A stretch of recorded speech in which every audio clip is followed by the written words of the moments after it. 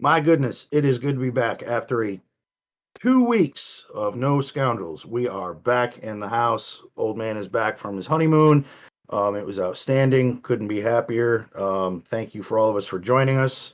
Old man Logan 76 with Bob and Avant. And once again, we have Songeta with us, which is outstanding because we have a bunch of news to go over. How is everybody doing? Songeta, how you doing, buddy? Good. Thanks for having me back, guys. I'm glad I got everything working with Discord on my computer, so I can look straight at you guys. Last time I had my phone kind of like in the corner, so it felt kind of off. But yeah, we got a lot to talk about. I'm loving the background, man. You're looking professional back there. Yeah, no, very nice. Yeah, I appreciate it. Yeah, we moved into this house in June, and then I got a bunch of pads and put that up. I hated my old background. It was just basically my whole apartment in the background. Just you could see my whole life. Yeah, so it's really nice to kind of like office. Avant's atrium back there. Mine was worse than that.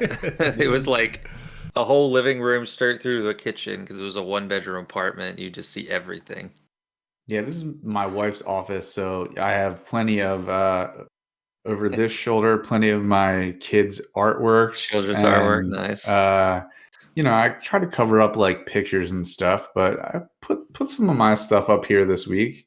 The chat loves to, mostly Mr. Who loves to talk shit about my wife's plants in the background and the jungle back there. She's a plant lady. She's got a lot going on.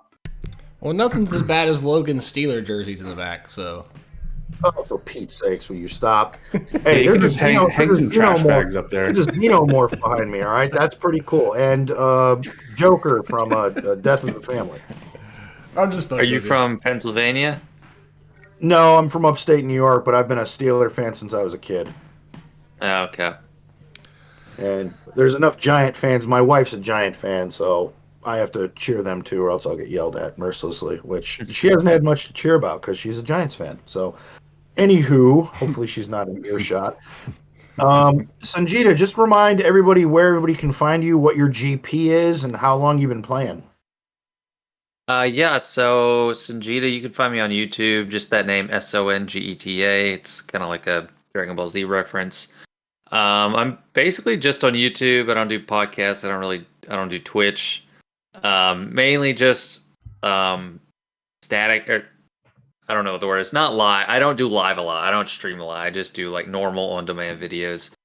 I'm 11 million GP. Been playing actively since March 2019, but I did start on day one for like several months, and I quit because I was like, man, this game seems like it would take years to get anywhere. I didn't think the game would last like that, and it was frustrating. But when I came back, they like fixed so many of the things I had problems with. I was like, wow, this game's amazing. But yeah, been playing for over 4 years now. All right. Well, I know we didn't have a show last week. Bob, Avant, was everybody okay? Were you guys good? I mean, there was really no news to go over anyway. We canceled the show. Avant was gone too. Yeah. Right. I went to visit some family, so I had some family time. So back home now and back to the show, right? The grind goes on. Indeed it does. That being said, let's hop right in. So we knew that the new Conquest character was going to be Moff Gideon from the Mandalorian show. So it's the Dark Trooper Moff Gideon. So he is obviously unit name Dark Trooper Moff Gideon, alignment Dark, categories Dark Side, Leader, Empire, Imperial Remnant, and Tank. So let's just dive into his abilities and see what this guy's all about. So his basic Force Lance, final text, deal physical damage to target enemy, gain 1 stack of insight, max of 4, until the end of the encounter.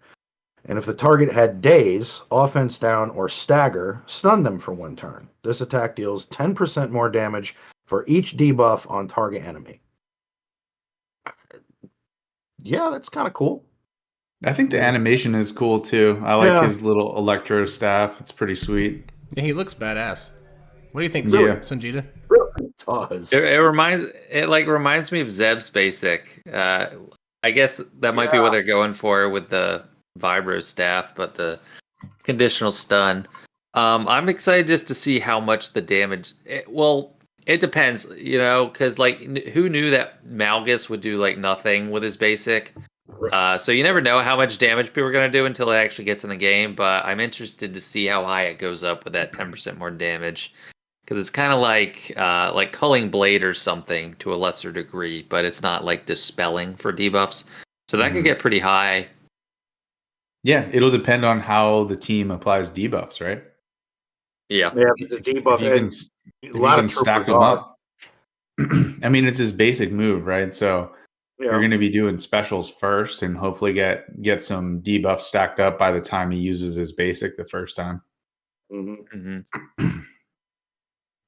What you think, Bob? Yeah. You guys said it all. Okay. Special 1, Strategic Onslaught. This requires an Omicron, has a cooldown of 3. Final text, deal physical damage to all enemies and remove 10% turn meter for each stack of insight on Dark Trooper Moff Gideon, which can't be evaded. Moff Gideon loses all stacks of insight. While in Territory Wars, deal additional true damage and remove an additional 10% turn meter for each stack of insight on Dark Trooper Moff Gideon. Inflict all enemies with healing immunity for 2 turns, which can't be resisted or dispelled. So that's similar to the OG Gideon move, right? Where he does kind of the AoE move and it takes away. It doesn't take it away all of it, but no. Well, that move it's a mass assist. It's so like they'd cover both the bases. Like one would be calling a mass assist, removing TM. The other would be AoE, removing TM. Gotcha. But it's almost better because it's like healing immunity for 2 turns. It's pretty crazy.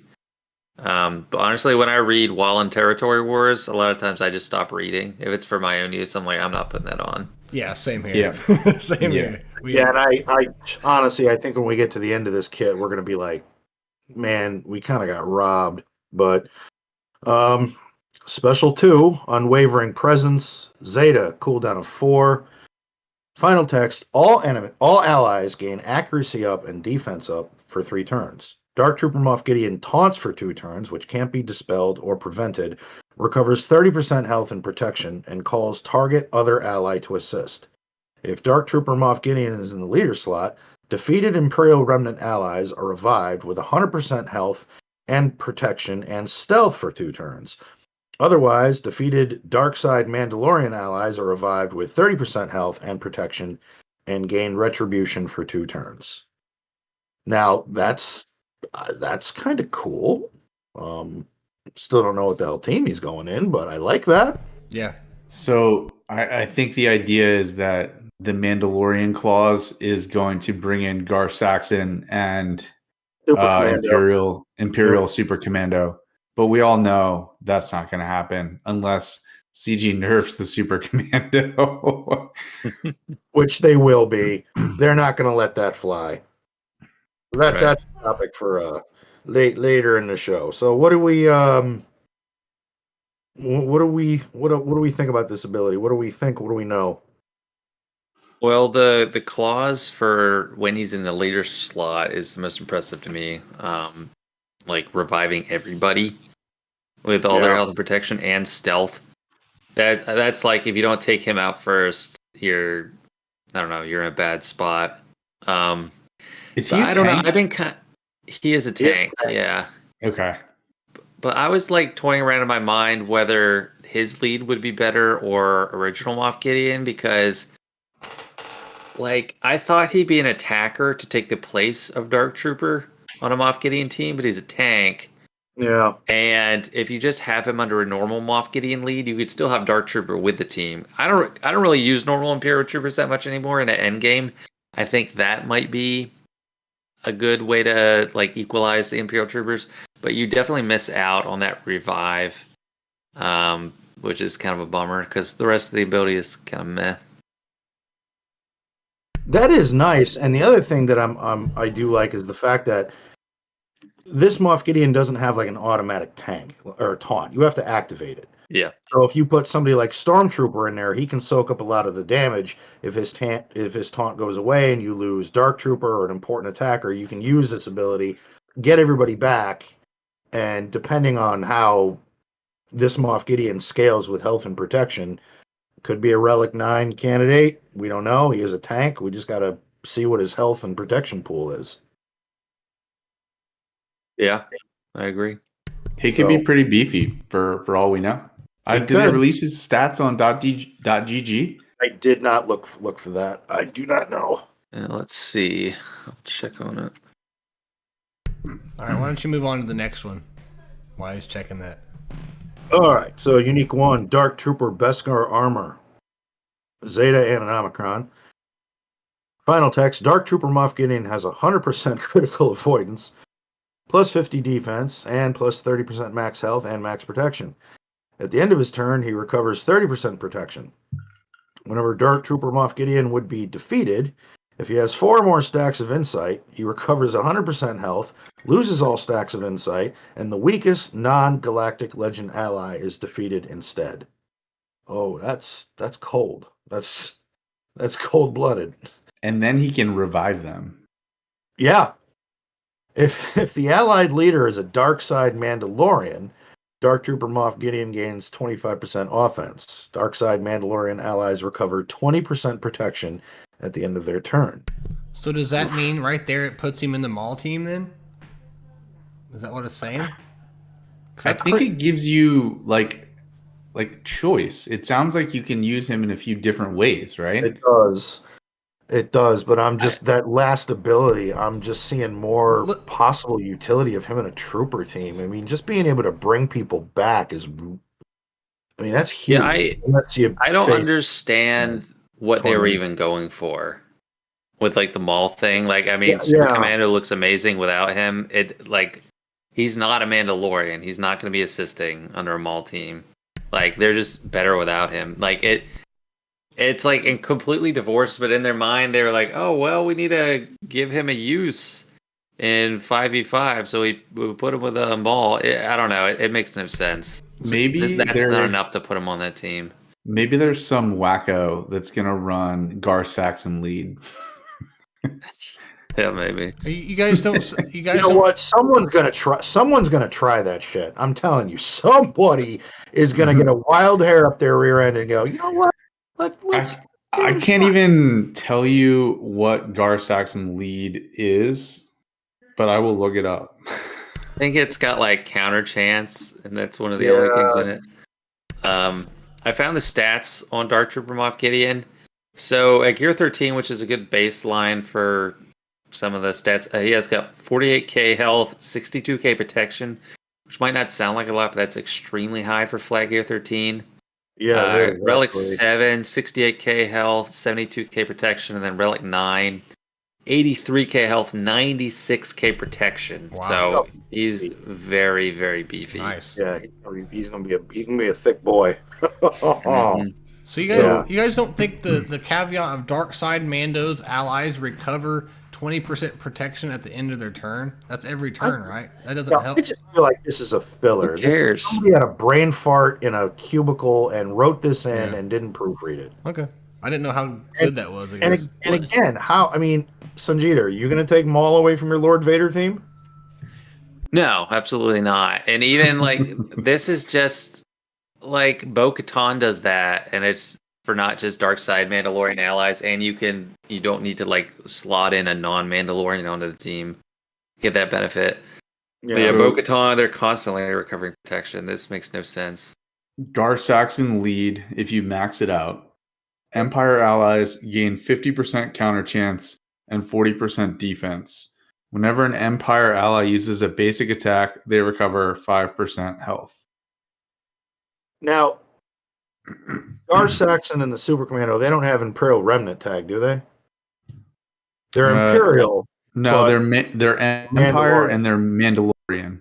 So you could potentially have a Moff Gideon lead with those two. Correct. And the other two be Imperial Trooper Remnant. So you would kind of get the benefit of both parts of this kit. Yes. Don't you need like which lead? Like the new Moff Gideon lead? Yeah. Because I mean, the old Moff Gideon lead, you need all Imperial Remnant, and they need to all be in those things. And for new Moff Gideon's lead, almost the whole ability is if all allies were Imperial Remnant. So I don't think. Well, Oh yeah. that one ability for revive, if Dark Trooper Moff Gideon is in the leader slot, defeated Imperial Remnant allies are revived with 100% health and protection and stealth for 2 turns. It's not saying anywhere in the kit that it's required that the entire team has to be that. No, but No, for his leader the ability.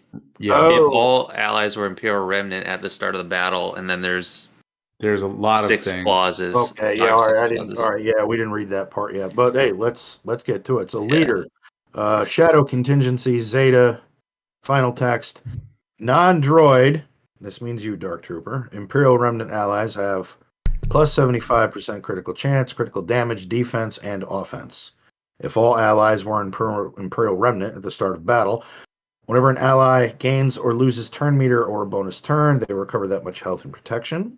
Whenever an enemy gains bonus turn meter or a bonus turn, they lose 10% defense, offense, and turn meter until the end of their next turn. Whenever Dark Trooper Moff Gideon uses a special ability, all allies gain 10% offense and defense stacking until the end of the encounter. Whenever Pretty Dark good. Trooper Moff Gideon begins his turn, all allied Moff Gideons gain 1 stack of insight until the end of the encounter. Hint, hint. The first time each other ally is defeated each encounter, Imperial Remnant allies gain 100% turn meter. Oh, shit. While in territory wars, non-droid Imperial Remnant allies have plus 75% health and mastery and plus 30 speed. Whenever Imperial Remnant ally taunts, dispel all debuffs from all allies and all buffs from all enemies. Whenever an Imperial Remnant ally is revived, grant them a bonus turn. Insight abilities gain additional effects based on the number of stacks. So that's So it. That was that was yeah, I know, right? What's funny is the Dark Trooper doesn't belong with him yet. That's what they show hanging out with him in the animations. Yeah. I think Yeah. that the intention is that he's supposed to be the Dark Trooper for this squad, but also a tank. I don't know. Like I think he's supposed to be thick and supposed to like Dark Trooper. You don't kill Dark Trooper first because there's 4 stacks of the trooper, right? He's hard to kill first. You want to like try to kill the surrounding characters, and then how often do you even see those on that team on defense? Like, That's I think you might go for Dark Trooper first that you saw them on defense. I see them like when we play a guild in TW that doesn't know anything and someone sets troopers on defense. Okay, compelling. Yeah, I can't remember the last time I saw a trooper team on defense, but I think I would actually, as long as I'm not stuck behind like Stormtrooper or Shore Trooper, I try to get Dark Trooper out of there as soon as humanly possible, because if he starts punching, you're gonna lose somebody. I mean, I usually will kill Piet and then everyone else just kind of dies. Yeah, Piet is Yeah.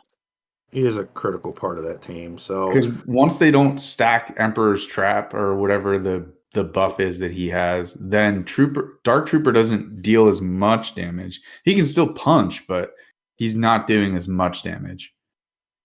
So this is the conquest character. Where is he going? What is the team here? I do think, now that I'm looking at it, I do think he'll lead his own team. It might be a better use for like Death Trooper and well, I don't know if he needs Scout. Stormtrooper. I think definitely he'll get normal Moff Gideon and Death Trooper, Scout Trooper, then a 5th. You think normal It'd have Gideon to be will go with Storm, him? right?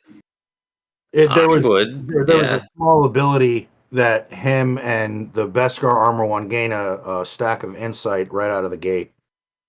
Yeah. I mean, yeah, I would put him. I don't have a use for Imperial Troopers. Like, I think this team has a much better chance of being a viable team with some of these new teams out there. And we have to see how it actually plays out, like what kind of damage Dark Trooper Moff Gideon has. Because, like, even normal Gideon, his lead is working pretty well with a Relic Scout Trooper. I don't know. I'm not going to have one for a long time. You have to buy it. But, like, Arnold did a video a while ago about it, and I think he made compelling arguments about why that's a better Imperial Trooper team.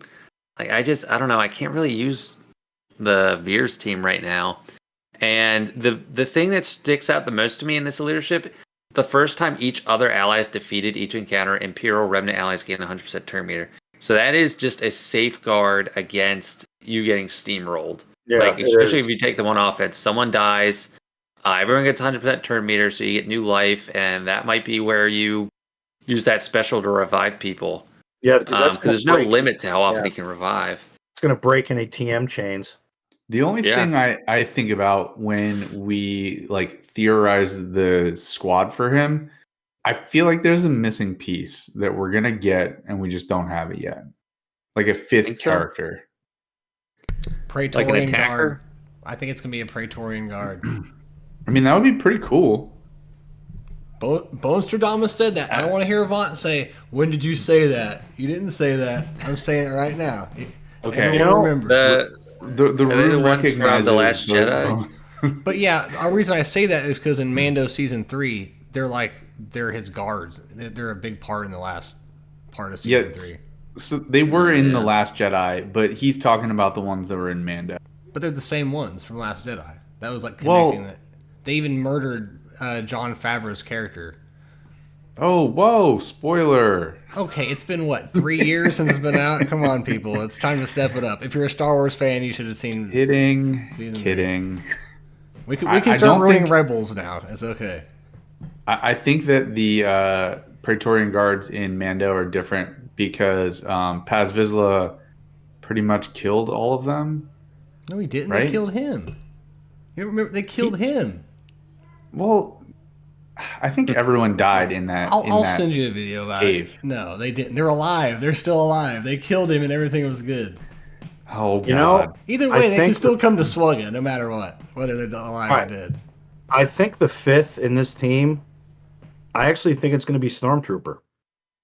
Because when you look at Wall, when you look at Wall of Stormtrooper, Stormtrooper gains 40% defense for each living Empire ally and 40% offense for each defeated Empire ally. Now you have a team where people are going to get killed. You're going to be able to revive them. While Stormtrooper is active, Imperial Trooper allies have plus 30% defense. At the start of Stormtrooper's turn, Imperial Remnant allies gain 20% protection up for 1 turn. I like how all of this sounds, but it sounds to me like they're going to neuter the Iden team. I don't care about that team either. Yeah, Iden, I'm not. I like it, but I'll never do anything with him. Yeah. For people at lower GP, I could see Iden still being of really good use, but depending on the performance of this new Moff Gideon, it's going to give players more choices, especially if they're still really utilizing their troopers. But hold on, and here pretty soon we're all going to have to put some resources into our troopers if we want to do well in this next raid. But hold Very on, true. We haven't had a road ahead, so we don't know what kind of phase we're heading into. We're done with like the latest phase. So my guess is we're going into Mandalorian season 3 content. So I think this is gonna like the first of many probably season 3 characters we're gonna get. So Avant's not wrong. We might get someone that goes to 5th. You guys also aren't wrong. It could just straight up be Stormtrooper, and you know me, I just like to theorize about shit. But I just see that more coming. So it doesn't mean. All I'm saying is also just be prepared in general that that's probably where they're shifting towards. Because they're usually about 6 months after a show has been premiered, they usually start releasing content for it. So I think there's going to be more of that either way. But yeah. I kind of want to just see how it does with those 5. I mean, the only option is Stormtrooper, Scout Trooper, Gideon, Death Trooper, and then Dark Trooper Gideon. Because you can't have Dark Trooper, or Dark Trooper's not going to get anything from his leadership. I think it'll be pretty tough. I mean, there's only one attacker there, but once you get someone down on the other team and you can use Death Mark, that's going to be kind of crazy. Mm-hmm. And again, we don't really know. I mean, if this Moff Gideon is going to be an actual damage dealer or not, he very well could be. Yeah. And then you've got healing immunity on the Death Trooper AoE. So, I mean, there's lots of other things that are going on with the other trooper kits. I mean, if you do put And Stormtrooper on them, it's just going to add to durability of the team. and Death Trooper can daze. It's another debuff. So that's so we got 3 months. 3 months till we see what this guy does. So that being said, what is standing in our way for 3 months is the next conquest. And Bob, I'm gonna pull this up, and you pull it up as well. But you were a little salty on this one. Oh, sorry, I was muted. Hey, shouldn't we do the Imperial Super Commando touch up real quick? I can just read it. Do you guys want to talk about that real quick while we're on the subject, or no? Sure. I mean, if you want to read it real quick, yeah, go ahead. I just figured it's a notable piece of news we should probably go over. All right. Yeah, go for it. Do you guys want me to read the old final text or just what the new is? Just the new stuff. Okay. So, Nobody remembers or cared what the old one did. Right. Okay. I agree. That's true. So as unique one, Super Commando has 100% counter chance and gains 15% offense for each enemy with no buffs. Whenever a dark side Mando ally attacks out of turn, they deal additional true damage and recover 10% protection. Whenever Imperial Super Commando or Gar Saxon attack out of turn, the others attack as well. Limit once per turn. What do you guys think about that? Oh, I think it's going to get nerfed. Oh, they're nerfing it. Yeah, it's going to get nerfed. They already said they're investigating it. But, I mean, the only thing that matters is the true damage. It's just, like, tuned too high. Like, when you have, like, that much true damage coming each attack from Maul, it gets ridiculous. I'm sure they want it to be good, just not killing GLs. So I don't think they're going to nerf it as much as people probably assume it's going to be. Hey, welcome. Hey guys. Okay, Hey, what Kate. up? What's going on? What you Give me doing? 1 second. No, you're good. Take your Crashing time. your guys' party. Let me see here. But yeah, wasn't there footage of this team like beating Kenobi and just doing some outrageous stuff? Kenobi, Yeah.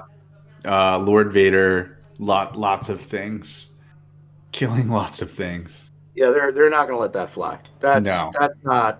That's not sustainable. That will be dealt with swiftly, quickly. Nope. Yeah. Like CG swiftly or swiftly? I think it'll be pretty quick. I think yeah. I mean, nothing can be. I mean, everybody's locked in for this GAC, so that's, And it's the third and final week of GAC, so they'll fix it. Okay, sorry, my cameras were... Kate messed up all my cameras. So. Kate, God, oh. I'll just leave. It's okay. She made Bob work. I know. I don't like to work, if anyone knows. Let me finish. Let me finish. Just blame Logan. He's the one who invited me. I know he sits on his yacht and tells me how to do things all the time. Yeah, that's what I do. So, Kate, we went over the new Conquest Moff Gideon tune. We went through the kit. Have you seen the kit yet? Yeah. What are your thoughts on this tune? I got a couple questions, but I don't know. I'm just I don't know what you guys have talked about. I just got back from a family dinner. But I guess the big things are he doesn't have a Mandalorian tag, but they're talking about him working with Mandalorians. Then they talk about him working with Gar and the Imperial whatever commando. Forget what he's called. But it's like, am I really going to bring them up? I don't know. It's just a lot of I don't knows right now. So that's what Songeta said too. Yeah, we agree. I think. Yeah. Well, then they talk about Maul in there too, and I'm like, Maul is a very needed character right now. Between if you're running him in this Alico's team, or if you're running him in Lord Vader, or if you're just running the Maul Mando's team, like I'm not gonna take away my Maul most likely. So I think we would agree. Know. My thought on this new character was he's going to go with an Imperial Trooper Remnant, and he'll be the lead. The other Moff Gideon will be there. Stormtrooper will be there. Scout Trooper will be there, and Death Trooper. Yeah, I think he's going to work really well with Scout. Yeah. Because I don't Scout know. puts out so many debuffs, and that just feeds what this new Moff Gideon does. Yeah. Or you're listening to Bones and the Praetorian Guard comes. I'm just saying. Thank you. Avant just acknowledged it, so when it happens, I better get my recognition. Bob, from now on, Mark the day and time. Mark the day and time. Yeah, you need to put like a tinfoil hat on. We'll create a Bonestradamus thread in Discord where only Bones can post his predictions. I want to get If you nifty. do that, you have to make an emoticon for him. I want to get like a dressed up like on the Chappelle Show.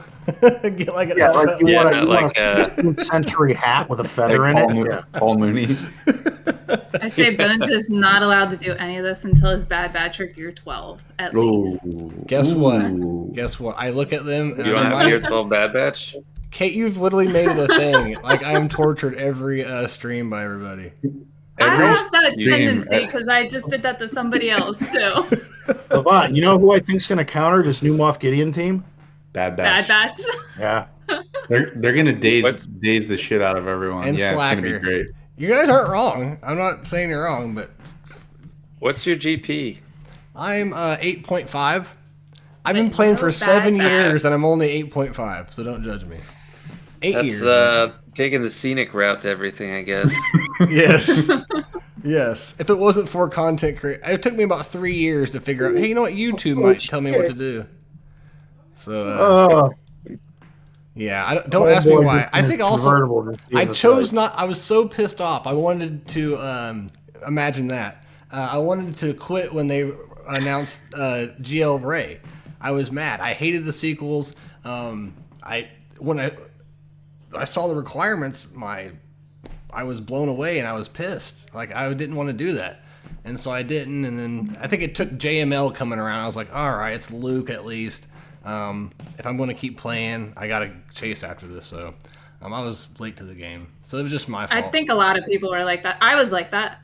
Yeah, I think a lot of people are. I talked you out of it a little bit. Avant I might have backed you off the ledge. Avant is literally the reason why I still play this game, pretty much, because I was pissed. I was already mad about relics. Come to find out, I like GLs, I like relics, but at the time, I was just like, I can't believe we this. all were. We all were. Not all. I loved relics majority. immediately when they came out, and I was like 1,000,000 GP. I was like, wow, this is awesome.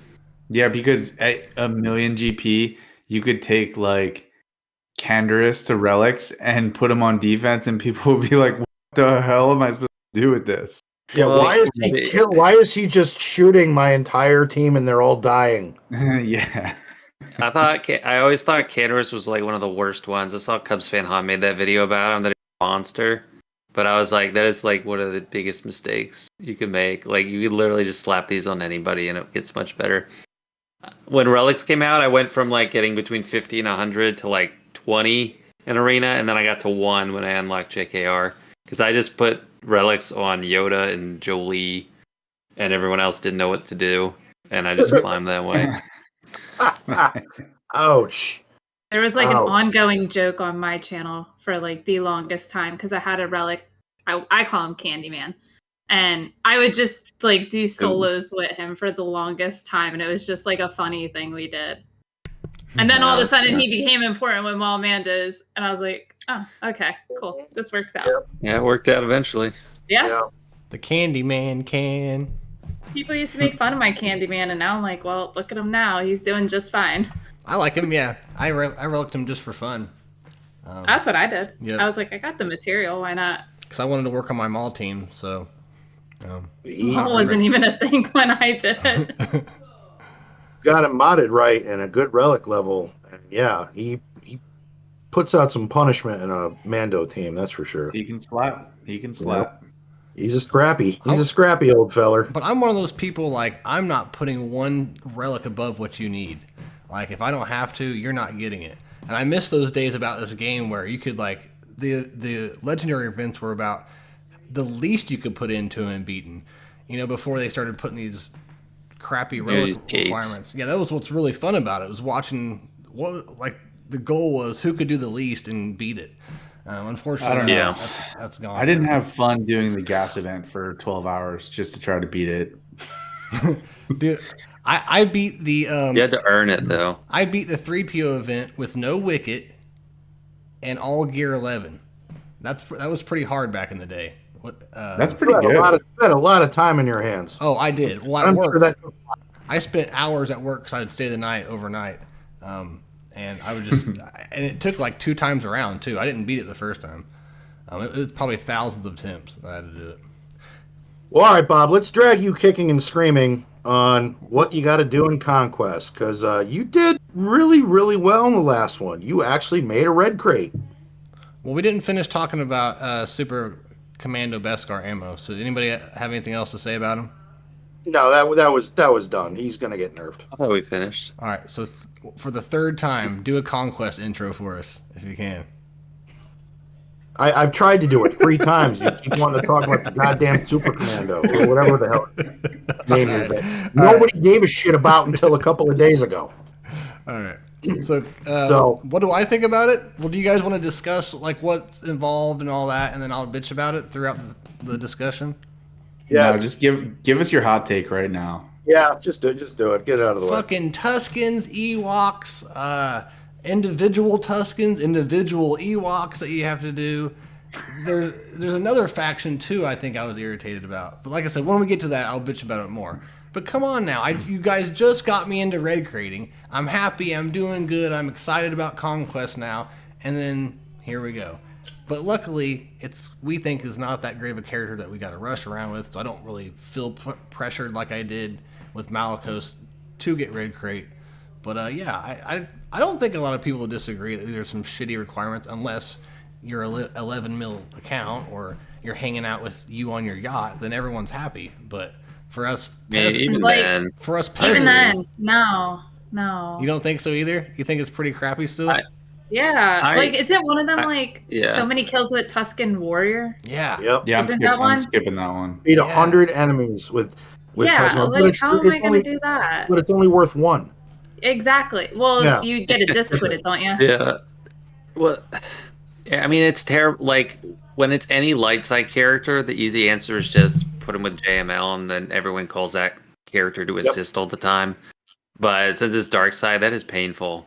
100. That's at least, well, not at least, I mean, like, at least probably 20 battles. I mean, unless you, like, find something where you can double up here and there. That's annoying. My And problem with that Ewoks, feat, super annoying.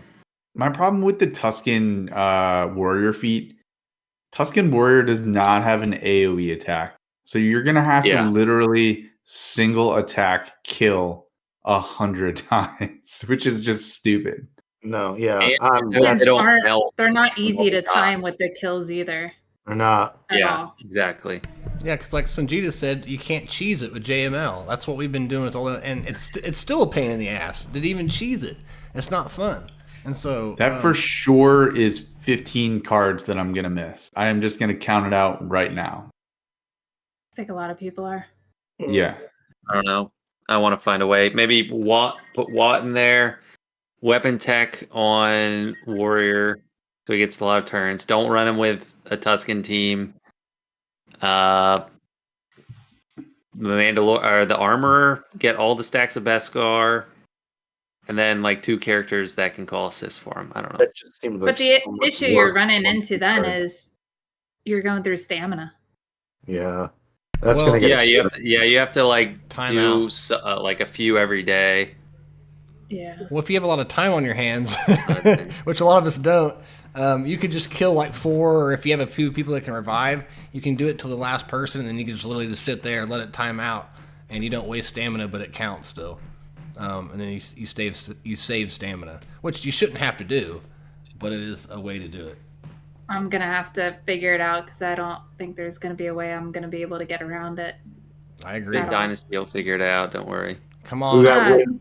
We've also got win 40 battles with Princess Kanisa, Chief Chirpa, Wicket, Paplu, Logray surviving. Mm-hmm. So this here's one's- the other thing. I know some of these are daunting, but when you look at some, as long as Amplify Agony is still there, Yeah, exactly. you're gonna find a way to get this shit done. So that Mhm. that Ewok feat sounds terrible, but so did the Wookiee feat, and so did the Phoenix feat. And you can run either Sector 1 boss or Sector 2 boss with the Amplify Agony and what's the other one? The Volatile one, Accelerator. yeah, with those two together, you can run, just make Wicket really fast, do the AoE with Wicket.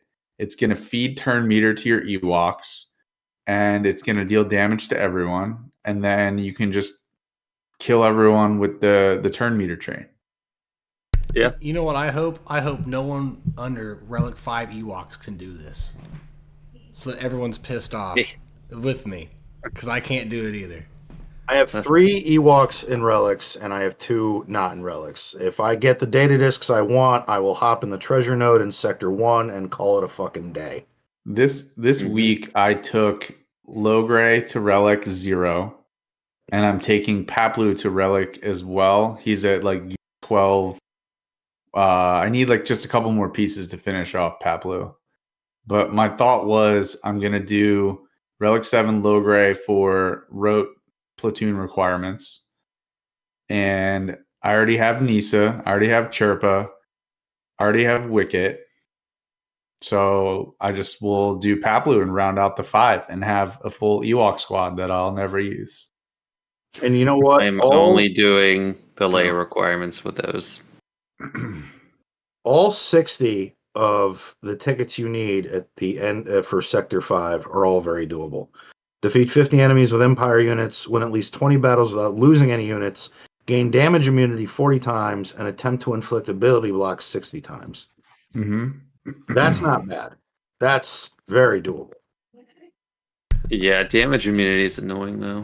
Hey, real quick. It's still kind of slow. There's a Nisa one, right? What's the Nisa one?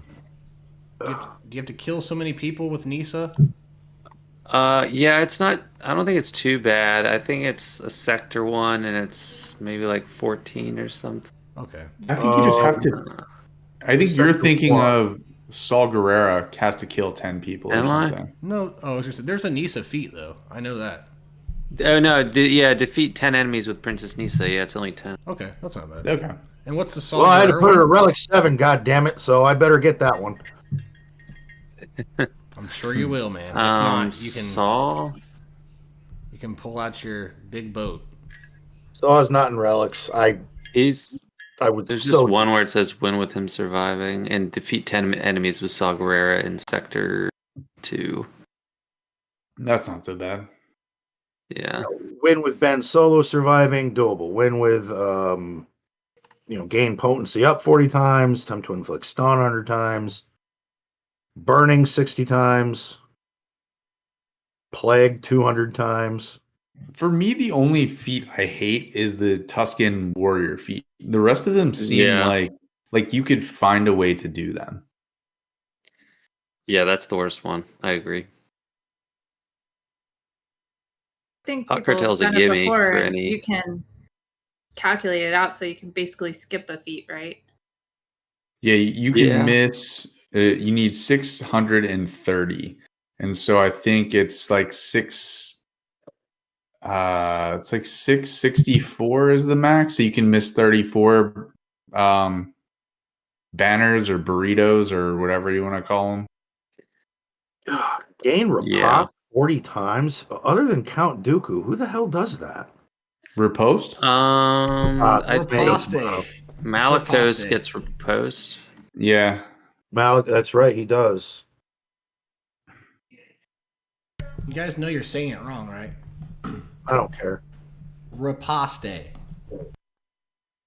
Like it's riposte. Like it's paste. I always thought it was riposte. It is riposte. Don't listen to anything that he says. Let me question for a second. Don't try to mess me up. Pistols at dawn. I challenge you to a duel. Riposte. Okay, it's only Dooku, Malicos, and Cal Kestis, like Jedi Cal Kestis. Jedi Cal. Kate, don't be gullible and don't fall for any of Bones' traps. I am gullible though.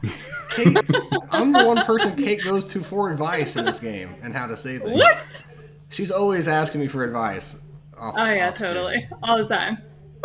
And what did I say? Bad batch or slacker? If she needs a counter, and I'm usually right. Bob, I think I don't know if you will red crate, but gold is. Yes. So Yeah. that's a good segue because I felt the rage in Bob the other day when they released the conquest feats and stuff, and I was like, oh my god. Like, it's okay if you don't red crate. Just get the gold crate, and then you will have the character after the second round of conquest. If you don't buy the pass, right? Avant is my like cooler head, man. I just instantly bring out my pitchforks, and I'm like, it's time to take these people down. This is ridiculous. And Avant's like, he's like, yeah, like you don't really need this tune. It's not that important. It's not that great. It's a territory tune. It's not like Malgus or Malicos. And I was like, all right. I was excited. You were in Discord, ready to start the next Russian Revolution. You were going nuts, and no one was joining. So I was the only one talking. It was like that episode of South Park where everyone in the town gets pissed off and they just gather around the town hall and rabble. That's my favorite episode. Anybody else have anything they want to comment or go over about this conquest? I mean, is this something we should really stress? I mean, we're gonna want the character, but it's kind of shitty of CG to put in a GL Leia feat in the end for 5. Yeah. No, it's not. I think they've always done that though. They did that with Jabba too. Did they? Yeah, they did it with like. They did it with Jedi like Cal Inquisitor too. right after he came out. Jedi Cal. They always do one like that where it's just you can't get it. That's historic. Spent really recently. Or can you? That does suck because if I want to skip the warrior feat, I'm already down 5 because I can't get Leia. So gives like a breathing room of like 14. Yeah, win with Princess Leia surviving. Yeah, Vaughn, I think I got that one covered. I think I'm good. Somebody figure out the warrior feat for me. What's that? I can't hear you from your yacht way out in the middle of the ocean. All right, I'm gonna blow the horn. You know. Yeah, that Tuscan one, man. I might just have to say goodbye to 16 tickets. I don't know if I want to get aggravated like that. Oh, is that one of the ones where you can buy the Conquest Pass and it gives you the data disc to use to get the 15? There is something with the data disc, but I don't remember what it is. You purchase and it like gives you a. If you purchase the Conquest Plus Pass, then the 2 feats that give you one burrito, then they also give you the consumables, and then to get the 15 burritos, you just have to use whatever consumable it was. So they just grant you the consumable, and you can just use it. So you wouldn't have to get out of that one. So do you think $30. This is their way to be like, get this pass because we know you don't want to do this feat? Yes. 100%. And they keep adding shit, and no one still wants to buy it. So I think they're just going to keep adding stuff until people starts buying it, I guess. I'm going to just sit there one day and time out my Tuscans all night. I did that. Yeah. I did that with Cal and the Phoenix. The Cal feat was never hard because you just JML coined it all the time. But I did. Yeah, I didn't get a Mon Mothma node. So I had to sit there and... No, I was never on a Mon Mothma node. You figured out a node. Yeah. That was not an issue.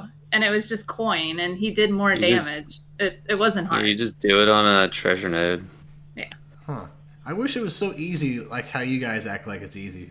For me. It is. It is easy. Oh, God.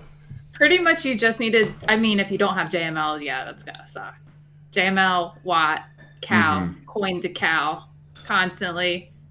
make it so they're targeting JML, you're pretty set. Yep. Yeah, I did that, but I ran out of stamina and he would just die after a while. Well, you gotta that you gotta happens, yes. budget. You gotta like for something like that, you gotta do a few every day. Like use them from 100 stamina down to like 70 or something each day. Just like That's my problem. Is your I did it global in like feet 2 days. hygiene. Yeah, Well, you're not what? gonna get there if you try to run them into the ground down to like 10% Yeah. stamina. Yeah, you're gonna get destroyed and get pissed and hate You know, it. you can almost run into the ground down to about 10% stamina. Maul, Batch. Watt, and Canderous. Bad Batch. Bad Batch. Are you serious? Yes. Yeah. Why? Bad Batch is pretty much on with the So with good. Amplify Agony. Bad Batch is automatic win. Yes. Echo opens, puts all the debuffs on, and just basically kills everyone. And every day I I think you have to use Rex lead though. Otherwise, they might die. Like you can't face like just anybody. They'd have to be a weak team if it was just pure Bad Batch. But if you have Rex lead, they all gain turn.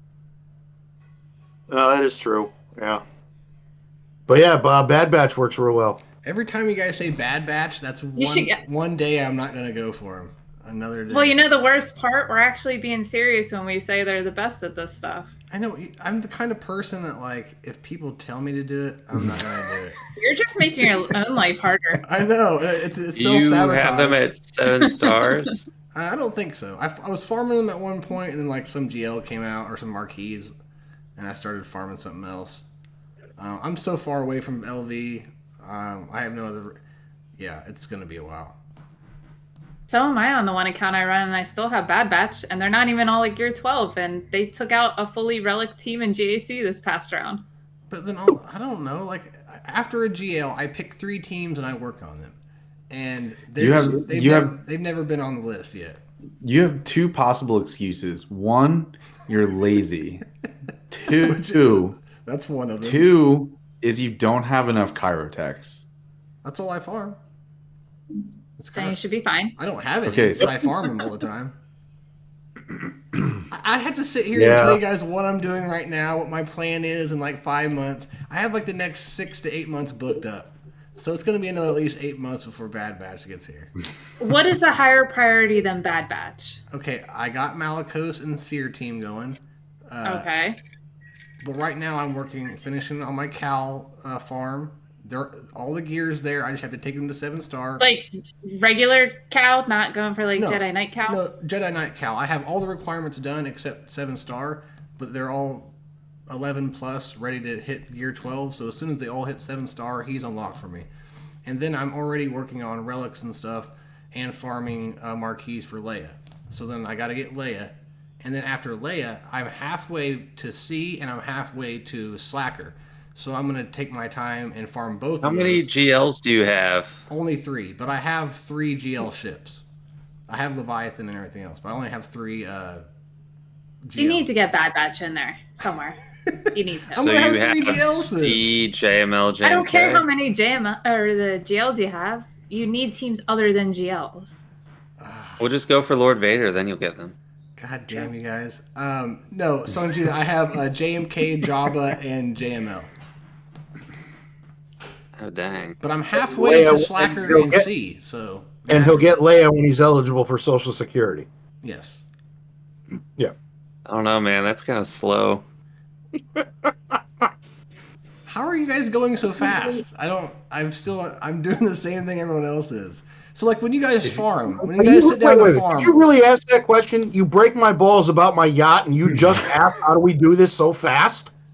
If you're not first, you're last. But let's say, like, Avant doesn't spend much, so you sit down and farm. I farm shards every day. I pick 3 or 4 people I farm every day. I do refreshes on theirs, and I do all the 50 refreshes on my campaign energies, and I do all the 100 refreshes on Cantina, and what are you guys doing differently that's so much quicker besides spending money? Okay. Spending I don't know. I don't $200. spend any money, and it's everything happens so fast. So The easily. answer, you're not gonna like the answer, Bones. All right, let's hear it. The answer, how do I have so many resources without spending money, it's because I played nice with my Fleet Arena shard since the Millennium Falcon came out. And I've been getting 400 crystals in Fleet Arena every day because I didn't decide to big dick the people in my Fleet shard and Right. piss them off and get boxed out. But I haven't been doing that for about 2 years. Since Profundity came out, I've been getting number 1 every day. So that's not my problem anymore. But I don't know you what nodes do you farm like gear? You said you only farm Kyrotech? So I was the first person to bitch about gear economy when this raid came out. The gear, I have plenty of every single gear in the entire game but Kyrotech. So all I do is I take my campaign energy and I farm my characters first, and I do the 25 refreshes. Now I don't do the 50s. Maybe that's my problem. But I do the 25s, and then I put everything else into Kyrotech farms. That's all I do with my campaign energy every day. How many What about your crystals do you fleet sit on the average every energy? day? What's that, Logan? How many crystals do you sit on the average every day? Like, I don't know. I'm around 8,000 right now. 1,000? 8,000, yeah. Yeah, 8,000. I wish I had that many. Well, I don't know. Right? Everyone I know has like 10K plus. Hold on. What are you spending? You're doing the Kairos. What are you using your? Are you using your Cantina fleet? What are you using this energy on? The Cantina energy, I mean, obviously, if I am farming a legend and it needs a Cantina farm, I farm that character. I get it out of the way real quick, but I'm not doing that. So everything else just goes to relic materials constantly. For me, Okay. that's 300 crystals a day. Yeah. Are you farming mods? I don't farm 300 mods, a day. no. I do not farm Wait, what? I used to I farm rarely mods, farm and all I got mods was either. shitty mods No, for like like months. slicing material too. Like, Oh, no. I get the materials, yes, but I don't do Okay. like the physical, I buy them out of the shop or something. But yeah, So- I actually agree with that. I don't like farming the new mods because it's just like messy and clunky, and I got to spend a lot of time selling them. I don't farm new lazy like mods that, either. too. I buy them out of the mod shop and I get Yeah. them from the events, and then I slice them and I spend all my mod energy on slicing materials. Yep. I farm it's mods more on, I farm mods on Tuesdays and Thursdays. that's But what I I have- do. Yep. I have Tuesday, I have Thursday, mods, breast slicing material. Yep. not I feel like that was to- like a Warrior Presents strategy or something. not to brag, Rest in but I peace. have a good mod score and I do it without farming mods because I feel What's like your mod score? most of your mod farming you get trash like gray mods and like they're not Mhm. good. So I'd rather just spend my currency and my fleet currency to buy mods out of the mod shop. How do you find your mod score? Oh god, you and Discord Thing you bot. can run. you're a There's bunch of a- noobs. There's Yep. a command you can What's run. your mod score? Like, do you want the DSR score? Because I don't have. I only know. I don't even know what it is. I just know in my guild's Discord, I like type it in and get something. Yeah. I'll pull it up. I gotta pull it up. Avant's like, not to be like that or anything, but I'm kind of a big deal when it comes to mods. But, I wake up every morning, I piss excellence. Yeah, that's the second. That's the second Talladega Nights quote of this podcast. We have one every podcast. So through the DSR, my mod score is 6.22. Okay. I know we're talking about mod scores, but a question just to whoever. What besides refreshes on anything, whether it's conquest, besides that, what else are you guys spending your crystals on? All right. Yeah, go ahead. Well, how Sanjay, do you use take that your one. shipment currencies? Well, it depends. Are you talking about which one's shipment currencies? I just usually Just all the shipments, like Shard Shop, Guild Event, Raid. God, man. Usually the things that I have everything for, I just buy extra shards to convert into the bottom So shop for gear. from a resource management standpoint, if you need Kyrotex, you need to be spending your Get To currency on Kyrotex and your GAC currency on Kyrotex. Okay, I do. You should not every be. time I see it, that's all. I don't spend it on anything else but Kyrotex. All right, those two Right. currencies you should only buy Kyrotex with, unless you have like an excess of Kyrotex in the like 500 range for each of them. But I'm Like- telling you, I have not had a need for any gear, not gold, anything but Chirotech. So that's all I farm. Chirotech shards. Not even and year relics. 12 plus. No, I mean, I never do with those two currencies on Gear 12 Plus. Yeah. so I think maybe it's just because I'm behind from a long time ago. Like when Avant's talking, I guess, and like when I just quit doing things. I don't know, but because I wasn't always doing this efficiently. This has only been for about. Yeah, of I mean, my- maybe you're doing it right now, and it just you were behind. Yeah. Yeah. All of my farming, everything I do pretty much at this point goes into relic material. That's where my focus is. Like every day it's 300 in Cantina for signal data. Every day without fail. And Yeah. again, 2 days a week, I'll farm mods, see what I get, roll the dice. Sometimes you get lucky. Sometimes you just rolled one for a secondary of 22 speed, and you feel pretty good about yourself that day. And then, I buy the Chirotech, and with the raid, I buy the high relic material, and it's when it comes to Gear 12 Plus, I buy those packs, and I refill my reserves, and But my question is the crystals, the actual premium currency. What do you use it on? Besides refreshes, anything else? Do you actually buy Kairos? Do you buy other gear or anything like that? The only thing other than like when you're forced to buy like a capital ship or something, the only thing is signal data. Yeah, same. I like to buy that very first relic material, not the ones you farm, but the ones that you convert gear into. It's like 900 for like 180 or something. I do that sometimes. Wait, like what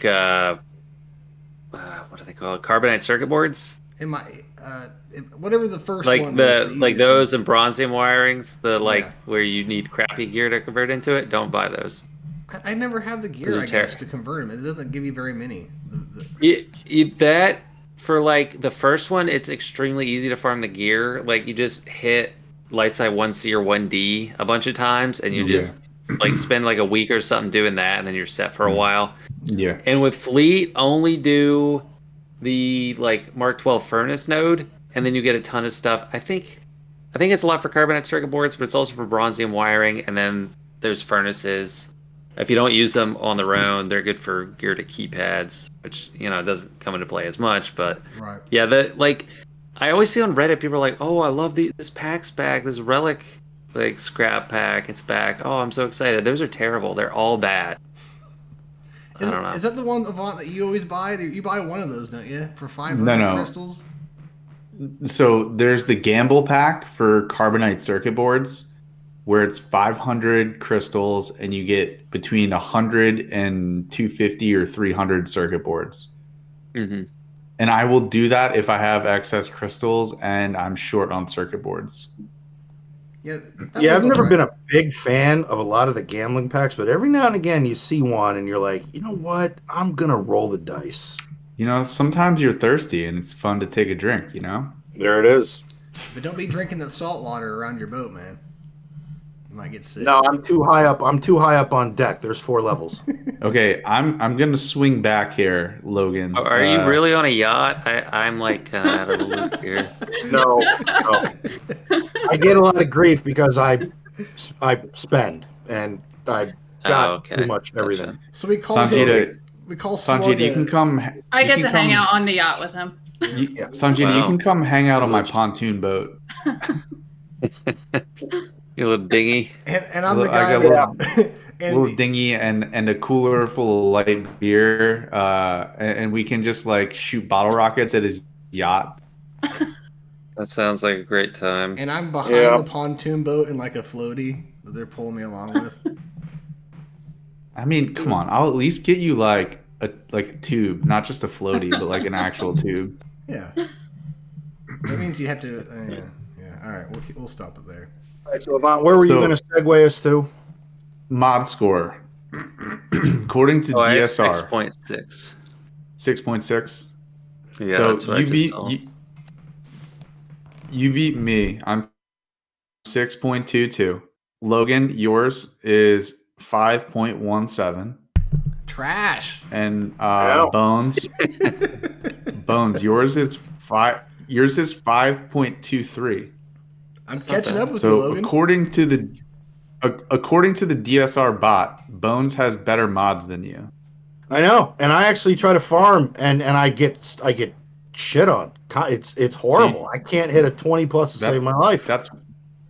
That's why I don't farm mods, because you just get trash. They just It's give like you basically trash. you work ones you have, make them better. So I put That's everything right, yeah. into buying or farming mod upgrade materials, and I buy mods that have good stats that I know the stats already, and then I will slice them and level them and sell the ones I don't like and buy more of ones that look like they could be good. Love them, kiss them. I'm gonna say I've agreed with since everything those, you have said this whole podcast. I think since those attenuators came out, my mods have gotten better because while I cannot roll a 20 plus secondary to save my life for some reason, those damn attenuators, I've improved a shitload of mods into like in the teens into the Those are 20s. nice. Mhm. Yeah. So I've been trying to focus on those more, of getting ones that I have in the teens into 20s, and if I need them for another character, I'll move some mods around. Kate, what's your mod score? I have no clue. I never checked. Not a clue. I think it's going to be Kate, 6.8. I'll look it up. What's your game name? Kate. K8. That's it. That's K8. pretty cool. It wasn't Yes. taken. Hey, that's it. That's it.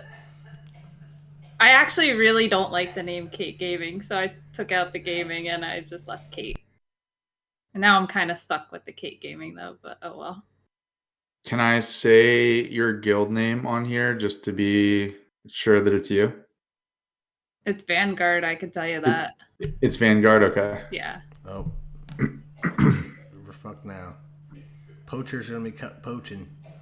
The No. way it also calculates your mod score, if I remember correctly, it does it a little odd the way it calculates it. But Crafting Way says So- it has to do with your GP. And I need to work on my mods. They're probably not a great score. I need to work on. So Kate gets the torch. She has the best mod score, 7.02.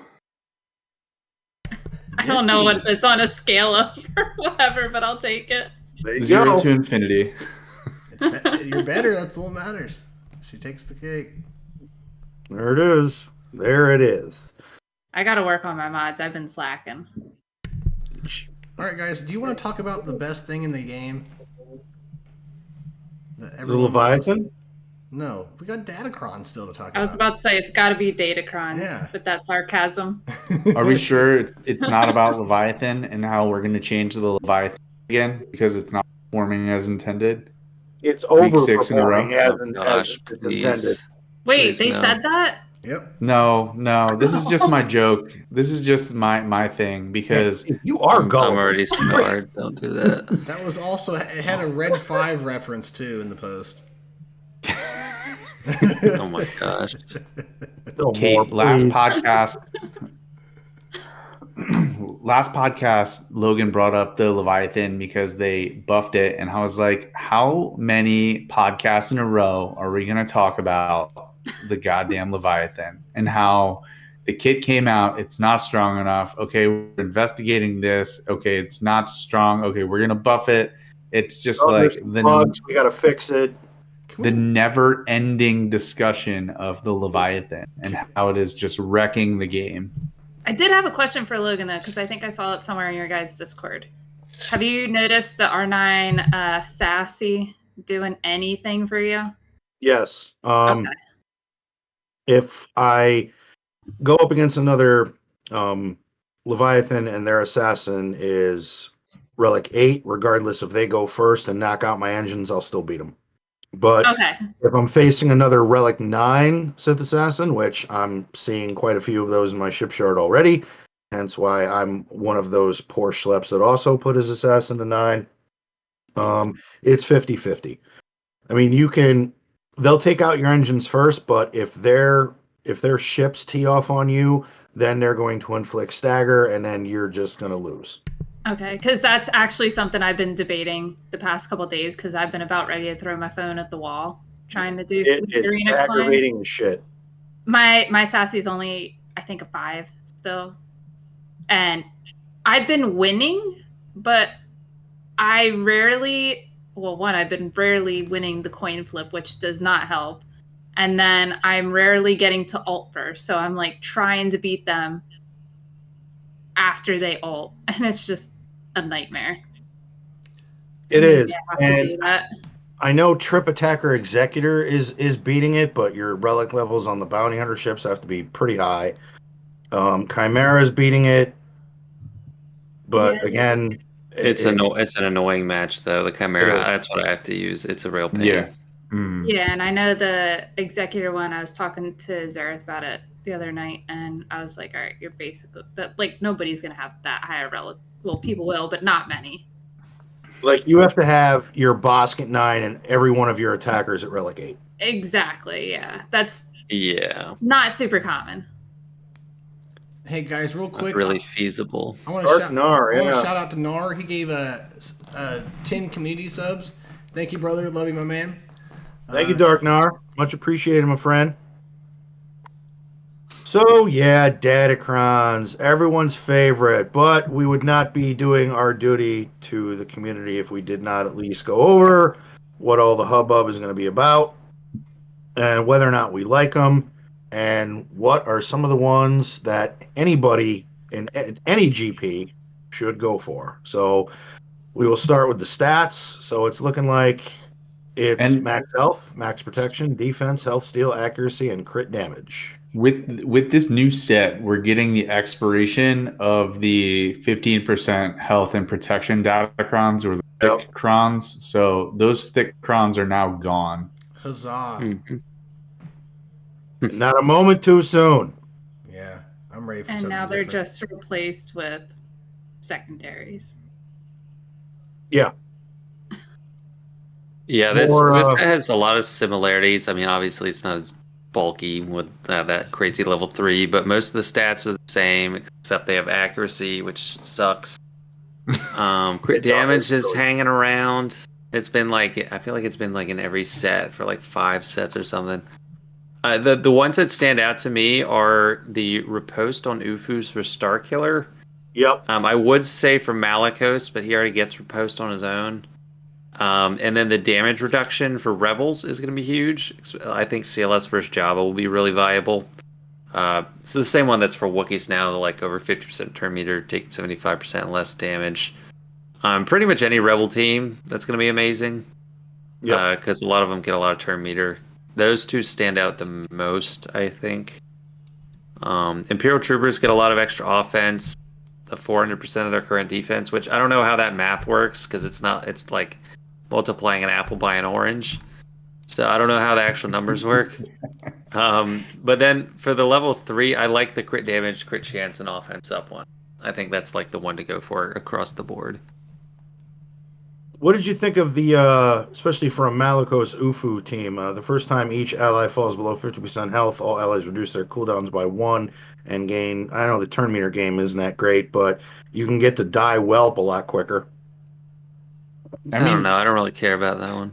For the level 3s, I feel like the ones that are interesting to me where you give offense, crit chance, and crit damage up to your team.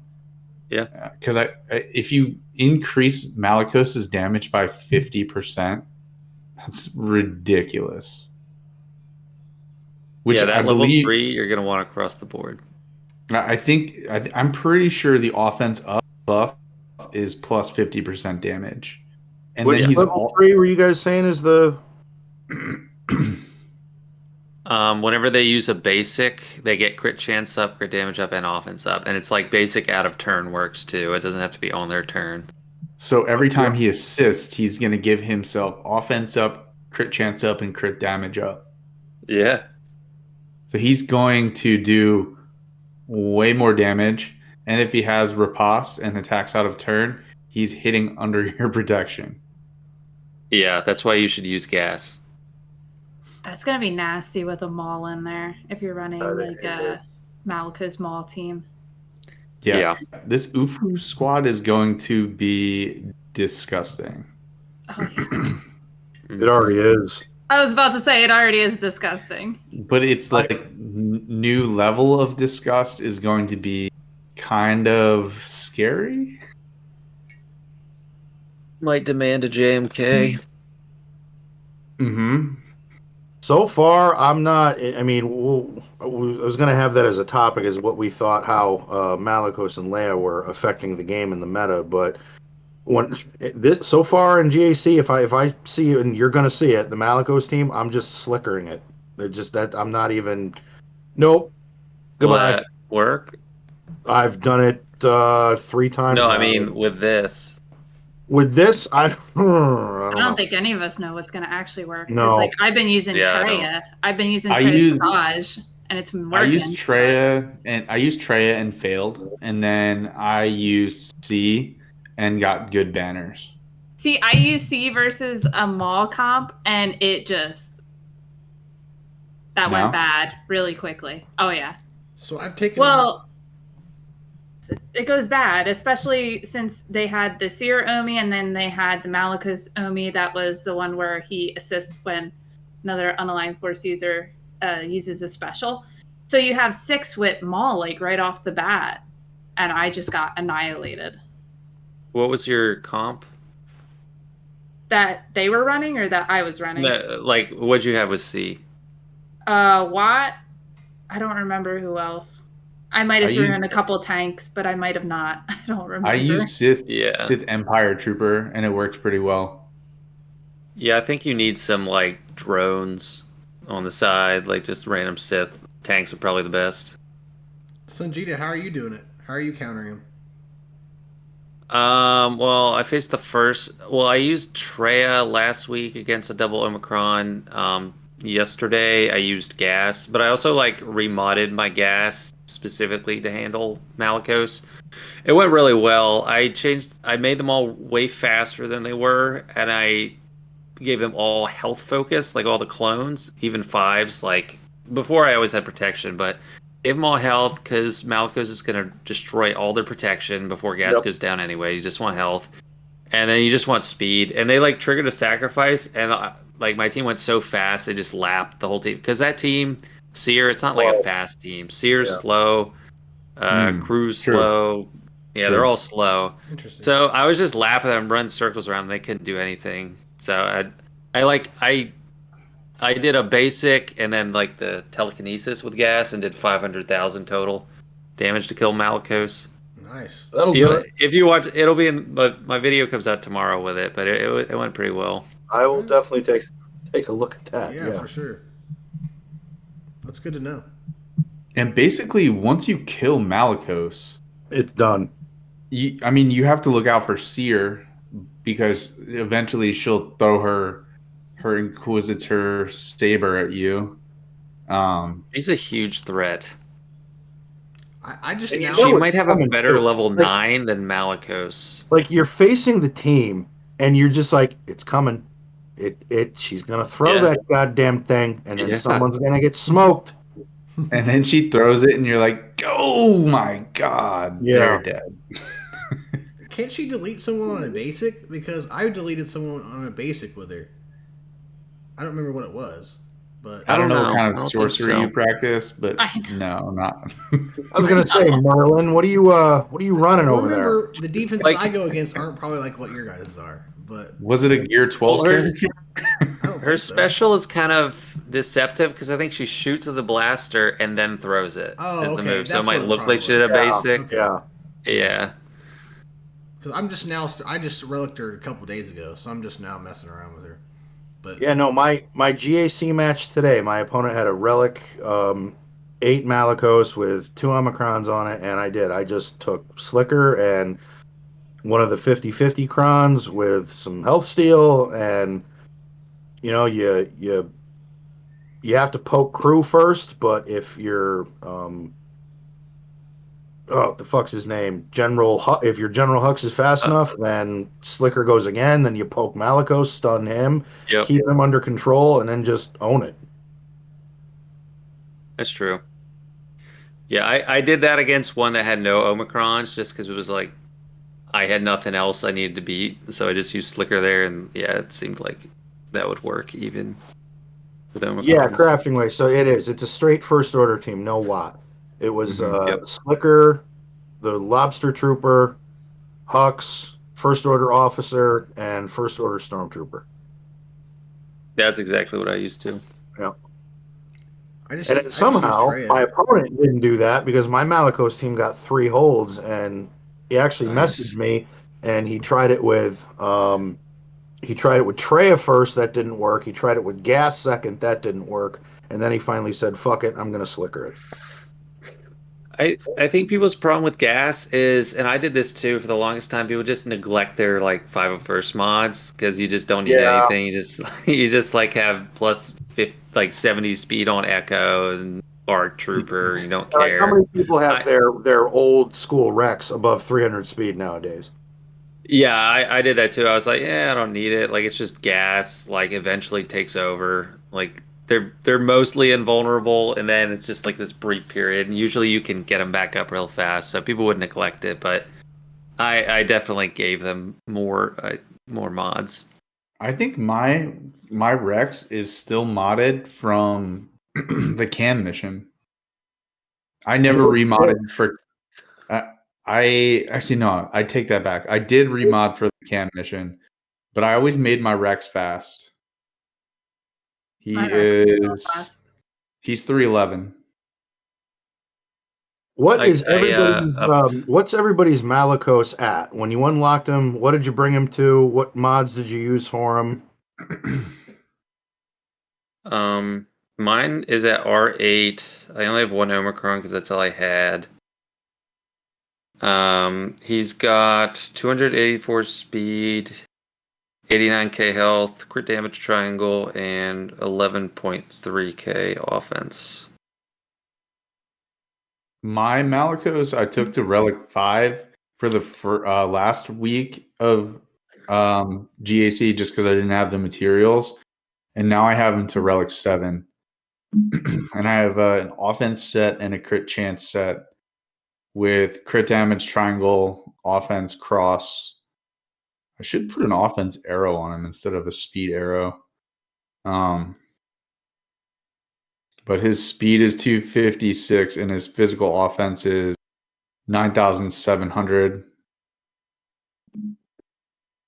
That's pretty high for R. Wait, is that at R5 or R7? 7. That's 7. Okay. What about you, Kate? I was just pulling mine up. Mine's only on. Mine's an R4. So random. Got him. You got him though. No, I know. I had a higher priority. I had to bring my IG up to Relic 9. Like my guild asked me to, so that was like my first priority. So it took me a little bit longer to get him up relic wise. But he doesn't have my final set of mods on him. I have like an offense set on him right now with like an offense arrow. I need to change that to crit damage triangle. I didn't realize I had an offense one on him. But then I have like the mods aren't right on him right now. But then I only have the one Omicron on him, and that's probably all that's going to stay on him because I had to sneak that one on like as it is. Don't tell my guild. It's funny you said that about a random relic because until Leviathan came out, my Darth Revan was relic 2 for like 3 years. Oh my gosh. And BCM, it was funny because BCM was hanging out with me or something. Oh man! And we checked out his roster, and his was relic 2. I just thought it was the funniest thing. It's just holding his head in shame. Oh my gosh. This That's week, pitiful. random roster facts with Bones. Right. So, I feel like I'd enjoy reviewing your roster. You'll have to, so I'll come on. Well, you don't do live, do you? Do you do roster reviews? No. Yeah. Yeah. I have a list. I made a post in January and I got like 150 replies and I'm still working through them. I cut off requests like 5 months ago. get on the list.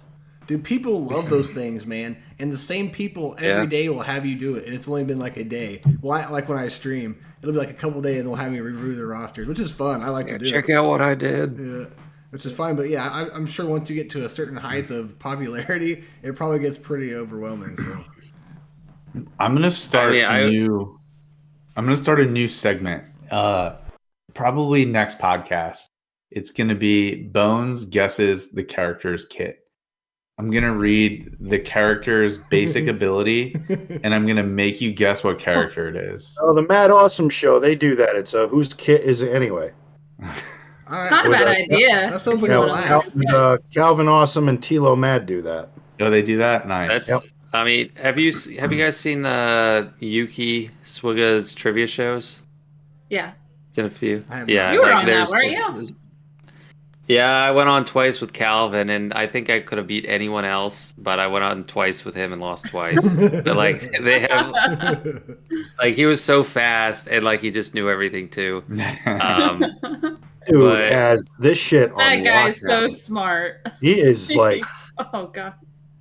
I mean, the stats and the kits he knows. It's mine. Like I do GAC. I still sometimes have to hold the ability and go, okay, this does. Oh yeah, that's right. Okay, yep, I got it. All right. Yep.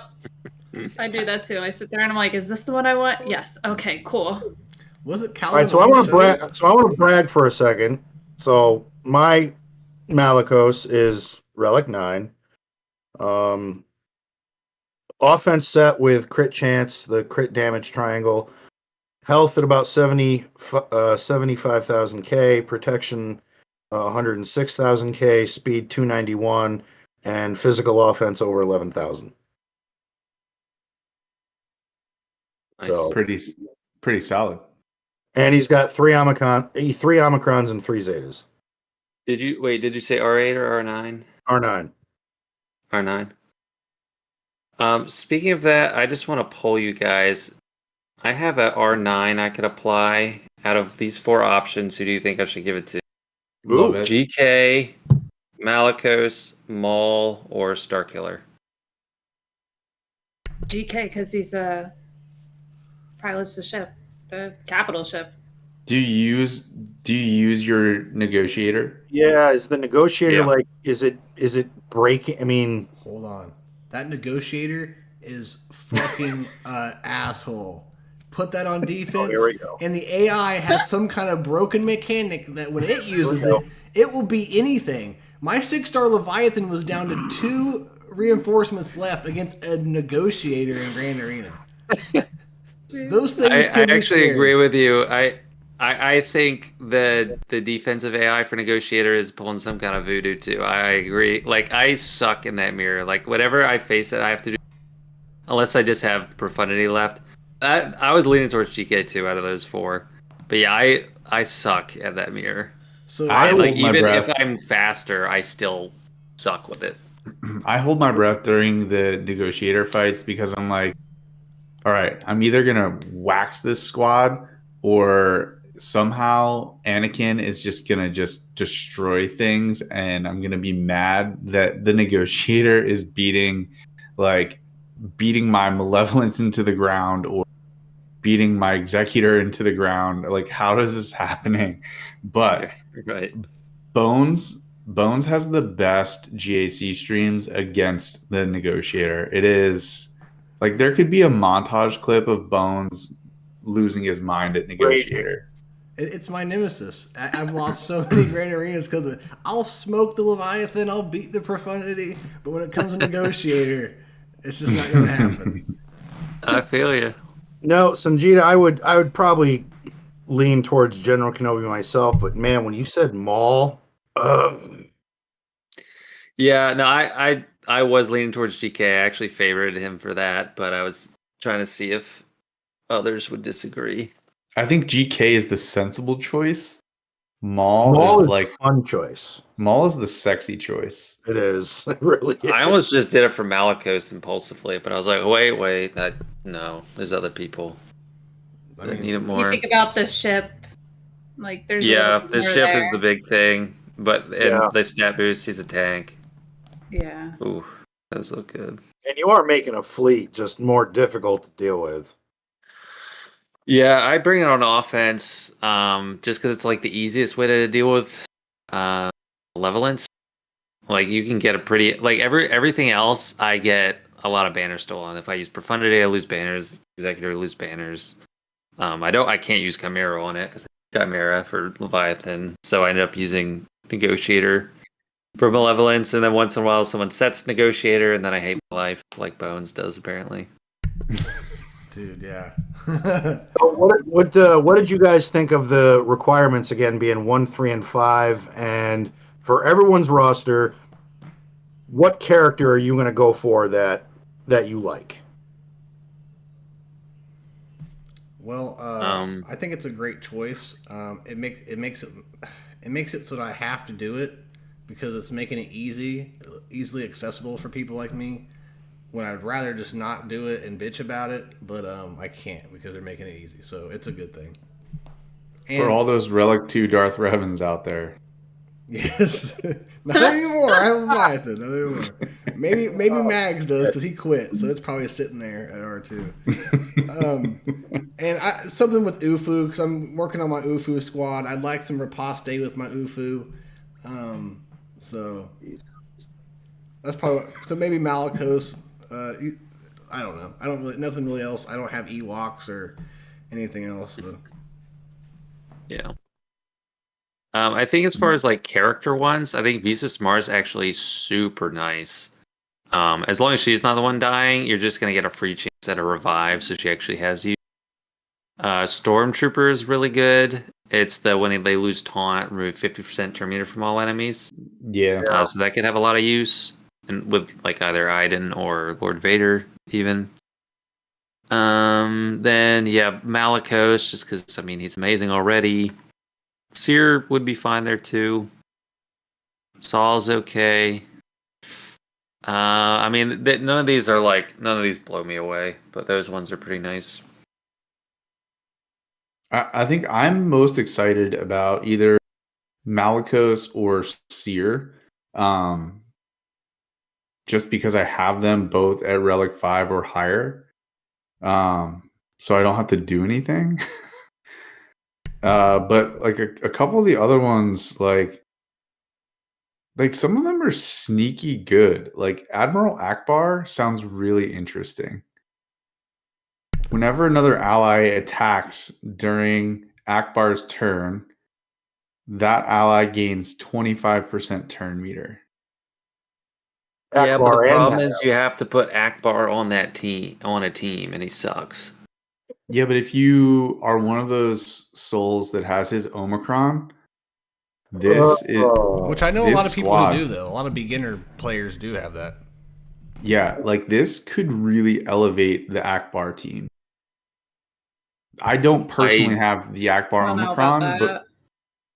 I just made a video for Saturday encouraging people not to apply that Omicron, among others. I think I watched that one too. I'm like, wait a minute, did Cheetah just say some shit about this recently? Like that and Leia, as soon as I saw them, I was like, okay, well, feel bad for anyone that applies those. Those are not gonna stay long.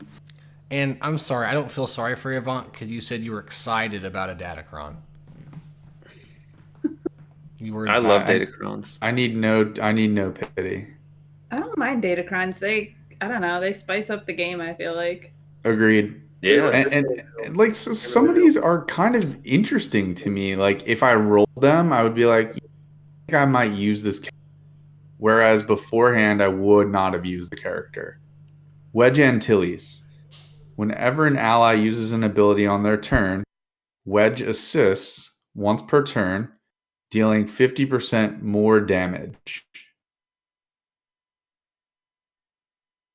Yeah, I mean, it sounds good, but it's still Wedge. Yeah, that's the only thing. It's like it sounds good, but it's Wedge. Yeah, it's like what team are you gonna put him on, and then who do you take out for him? To be fair, the Imperial Super Commando rework sounded good, and then it killed all the Galactic Legends. But like that, if you were like really trying to like brainstorm how that could possibly go, you could see how that true damage could be busted like in some world, but this is still just Wedge attacking and it's only 50% more than what he normally does, which is not much. Yeah. And the other one that's interesting is Wicket. Wicket gains 15% turn meter whenever other allies use a special ability on their turn. Avant, I don't it's think it's Wicket. good. It's Wicket. It's Wicket, yeah. It's. I mean, I don't. I mean, they're Care Bears with spears. I'm Well, not. would this at all encourage you to use one of the Ewok Datacrons and put it like as a backwall team or something? And I would liaising? more likely use them to attack with if you can make your Wicket or your Paplu fast enough that you can get ahead of someone and start a turn meter train. Now I'm going to ask you, what sorcery are you applying? Paplu is a fast character. He is. He is. And so you get Paplu to be, it's the same phenomenon as Bad Batch Echo. If your Paplu can go first, you can call Wicket and start the turn meter train and just start feeding turn meter. And now that you have Nisa, like you could maybe beat something with your Ewoks. Or you put your Ewoks down on defense and someone goes, oh, look at this clown. And they don't check your mods. And then they get a turn meter train run on them. And they're like pissed that they lost to an Ewok squad. Well, that's the thing I they actually just don't run mind there. about Datacrons. Like, you're bringing up, like, we keep making the comments like, yeah, it's Wedge, yeah, it's Ewoks, whatever. But it's actually boosting those type of teams, which I'm not opposed to at all. That's the good thing about Datacrons is that, you know, you may have a team that you've worked on, you're not really doing anything with, and then bang. And then with the requirements of either 1, 3, or 5, you can turn chicken shit into chicken salad. I mean, there's the possibility. But would you want to eat chicken salad with chicken shit in it? No. I knew No, you you're You just- transmute it into chicken meat. I knew you were going to go there. It just opens up different possibilities for your roster. You're not set in the same exact ways. You as guys are wrong. I'm just fucking with y'all. I'm glad you guys are enthusiastic about it. Yeah, I think there's like, I talked about this last time I was on this show, but like I think there's a lot of holdover from the initial animosity from that leak where they showed like relic mats being required to boost them up. Yeah. But the reality is much better than that, and like the 135 instead of 357 is huge. The shipments change is huge. One thing that they reversed that is a little sneaky is like when you dismantle set 9 now, it's back to where you just get a ton of data cache and you barely get any level 2 mats. So it's going to be really hard to like use all the data cache and come under that cap with your old set. For set 10, it was amazing. They gave you tons of Mark II mats. You like barely needed to farm in if you had a stockpile from before. But now it's that I don't like that part. It's going to be really hard to use all my data cache. Yeah, with the amount of Datacrons that some people are hoarding, like I'm actually gonna have to sell. Hope I get some the first, within the first day of conquest, and I'm actually gonna have to sell some and spend some, or else I'm gonna end up losing. Yeah. Actually, guys, I gotta head out. Stayed on longer than I was anticipating, but I enjoyed being on. Thanks so much for having me again. Oh, absolutely. Thank you much. Thank you much, Songeta. You are always welcome here in the Cantina for Scoundrels. Thank you for your time. Absolutely. Yes, Andre. Always a pleasure. Always a pleasure. Appreciate you, man. Thanks, guys. We will talk to you later, but Appreciate you're it. always welcome, man. All right. See you guys later. Take care, brother. You guys want to jump into some viewer questions, or do you have anything more about that? Hold on, there was 2 here, and I wanted your guys' opinion before we got into the viewer questions real quick. I had one question for all of you guys as well, but because Leia is the new hotness, and of course it's been a while since they've given a Datacron to a legend, but here we go. But I can't. What's that? help- I can't hear you from how far away you are on your yacht. Use sonar, please. That you've learned with your whales. Out Don't there for use so long. sonar above water, you goon. Please use your megaphone. That's radar. Whatever. So Leia Organa's is very interesting because second wind. Basically, how the second wind ability is, if one of your allies gets reduced to 1% health, second wind gives them 50% health and 50% protection. So it's almost like it's like half of a savior mechanic. Mm-hmm. This next part of second wind for the Datacrons, second wind heals an additional 50% health and protection. If second wind is dispelled from an ally, that ally recovers 100% protection instead.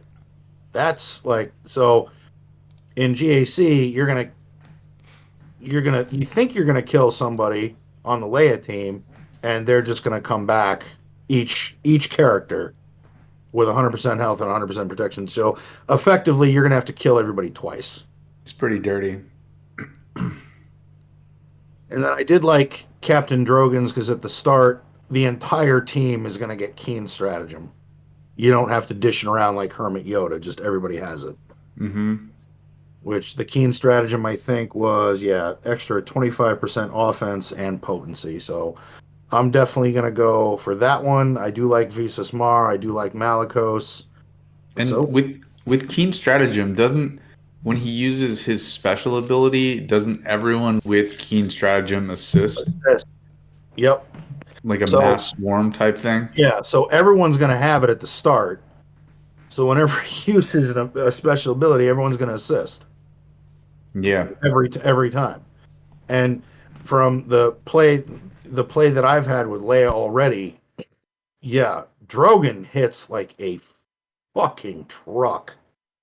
I mean, I he's just literally hope Arnold's I heard he's video been was not. one-shotting people. Yeah, Arnold's video is not exaggerating. I've been testing it and doing it in arena, and he's literally one-shotting people. I just hope that by the time these Datacrons are ready to expire, that's around the same time. So I don't have to deal with this. You cut out what? Yeah, you cut out right when you were getting to the point. I hope that by the time I start facing GL Leia, that's the same time that these Datacrons are starting to expire. Oh, don't we all? Okay. Because they sound awful. I don't know why they put GLs into the Datacrons again. Well, you're up here, Logan and I, and you're gonna see them. Yeah.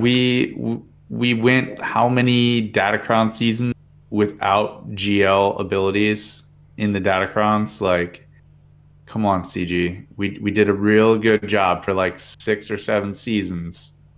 Let's keep the GL abilities away from the Datacrons. Avant, They're probably trying to push you to get Leia. Yeah. She's strong enough. She doesn't need to be boosted. Oh, I'm not going to argue that, but it's probably their way of being like, there wasn't as many people who unlocked Leia as they would have liked. Here's a little extra push to unlock her. And this is the new Whoever cadence. does have Leia, one of the first of the tiers for stats, there's max health. A lot of Leia's kit, her damage is based on her max health. Like her ultimate, that damage is based on 90% of her max health. You tailor a cron the way you want it, where it's all max health, that ATST is just going to fucking absolutely murk people. If she and even applies gets fracture to it. all over the place. With the T If post Drogon, Chewie. if Drogon doesn't kill everyone. Yeah. But yeah. Kate, what are you excited about with these Datacrons? I mean, I'm getting excited like using my Malicos, so I like this year and the Malicos crons I'm excited about.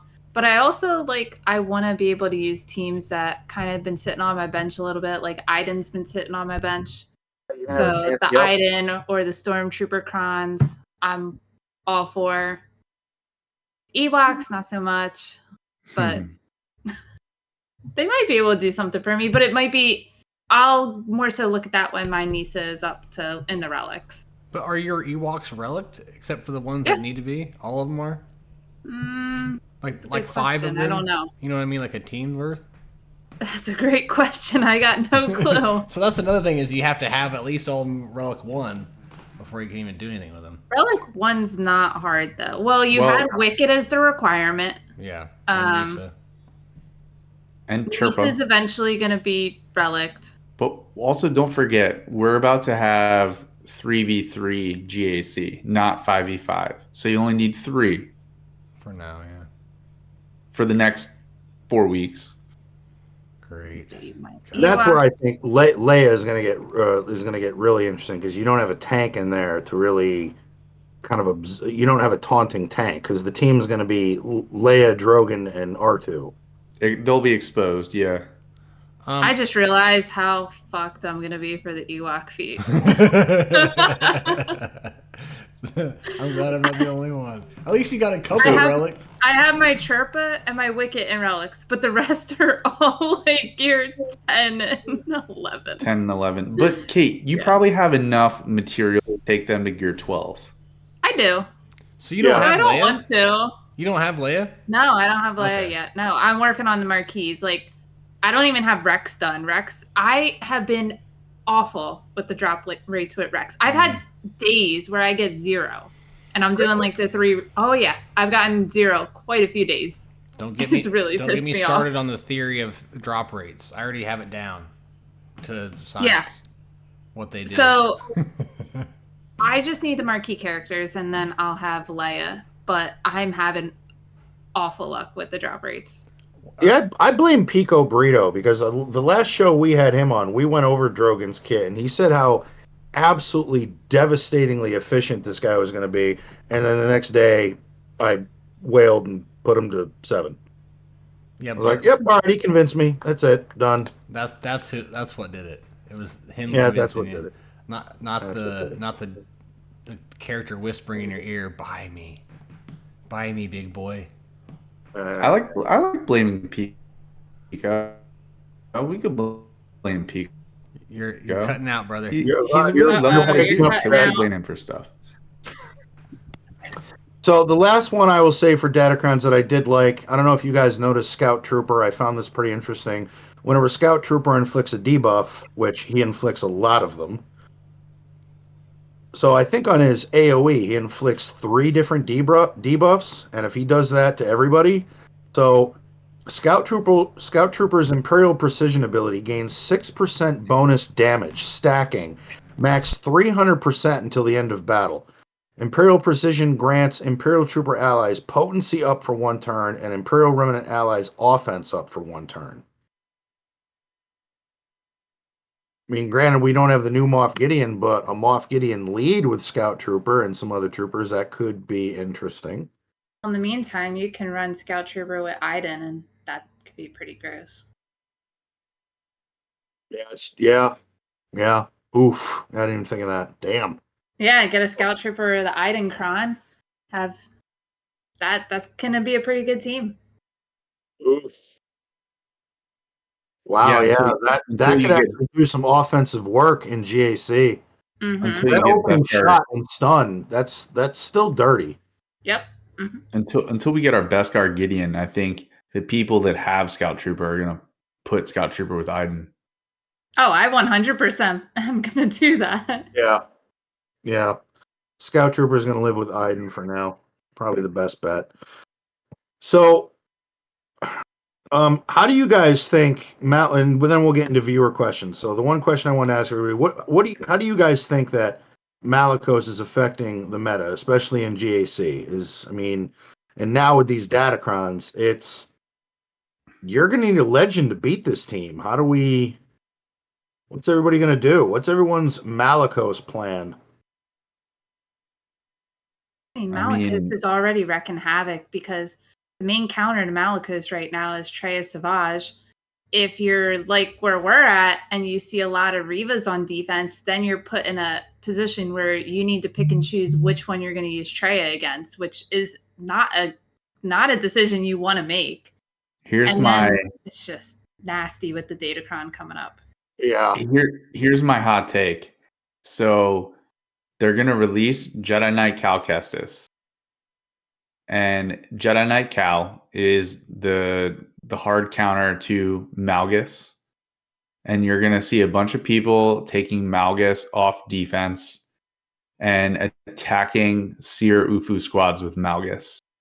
Malgus is a hard counter to it, apparently. Yeah. And so it's going to be like a rock, paper, scissors type meta where you have to figure out who your opponent's going to put on defense. Are they going to put Riva and Inquisitors, as well as Seer and Malicos, to make you choose what to do? Or are they going to, like, you have those two squads plus the Malgus squad, and it's going to be put 2 out of the 3 on defense and try to guess what your opponent does. When do you think that Cal event is hitting again? I think they implied like near Halloween. God damn it. Did they? When? Where? Somebody said that, and I Please like cite I your asked source. some. I gotta remember who my source is first. Somebody said around Halloween, but before that, I had heard at the end of September, and it's the end of September, and we haven't heard anything. Like, literally, it's the 28th. Yeah, somebody said Halloween. I don't remember who, but somebody said Halloween. Every week, CG releases, well, not every week, but whenever they release the like game update notes, I'm like, please, is it Cal Week? Is it Cal Week? Is it Cal Week? That's not Cal Week. I know. I'm ready. I've been ready. I'm surprised you rehoarding didn't get them stuff to first. put them into I made a choice. It was either Leviathan or Cal. I wasn't doing both, and I did Leviathan. Leviathan was the right choice. Yeah. Oh yeah, 100%. But seeing how effective Cal has been against Malgus, it's like, oh well, I could use SE somewhere else now. Oh no, shit, I can't. But who are you running Cal with in that squad? Cal is going to go with Jedi Knight Revan, and you just split up. You depending on how the GAC board looks, you just split up your Jedi. Mm-hmm. But because the Jedi Knight Revan lead with Cal is beating Malgus. With Jedi Knight Luke? I think Jedi Knight Luke has to be in there, to be honest, because he's the one that's putting out the damage, I'm pretty sure. Yeah, but the question is, a lot of the people doing it right now are doing it with the Cal Cron. So once the Cal Datacron expires, I wonder how viable the counter will be. Oh, I'm already sweating how viable the Night Sisters are going to be to whittle Jabba down to just 2-shot it. That's why I stopped my relic levels on them, because I was, oh, it's so temporary. I don't want to take them all to relic 7, like just for this. I guess relic 5 plus Marin to 7. So. Yeah, that's pretty much all I did. Like, I think most of my Night Sisters are 5, but Marin was 7. But now, that's another thing. Once this Datacron set ends, and it's like, fuck, man, now I got to deal with Jabba all over again. Granted, they don't have the 15-15, but it's still a pain in the ass. Yeah.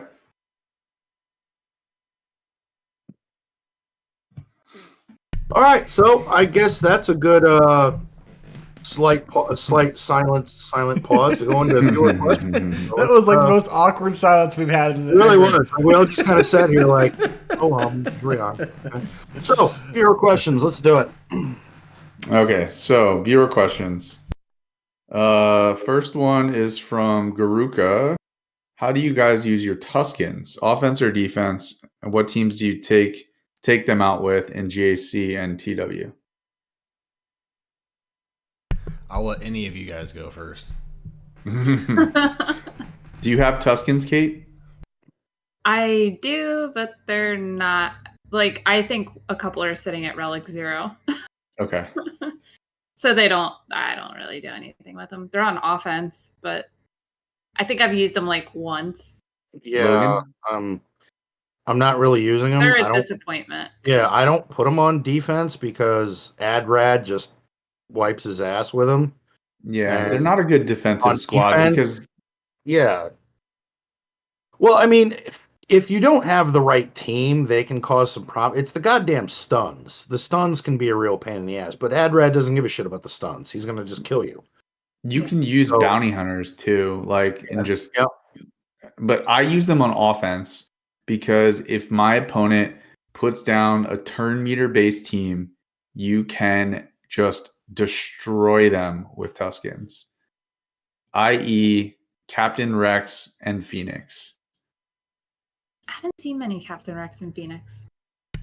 I've seen them on defense in Kyber 2, and I destroy them with Tuskens. You know what? I'm not understanding this Captain Rex and Phoenix counter to Vader and like I've tried it a couple times, and I get my ass handed to me.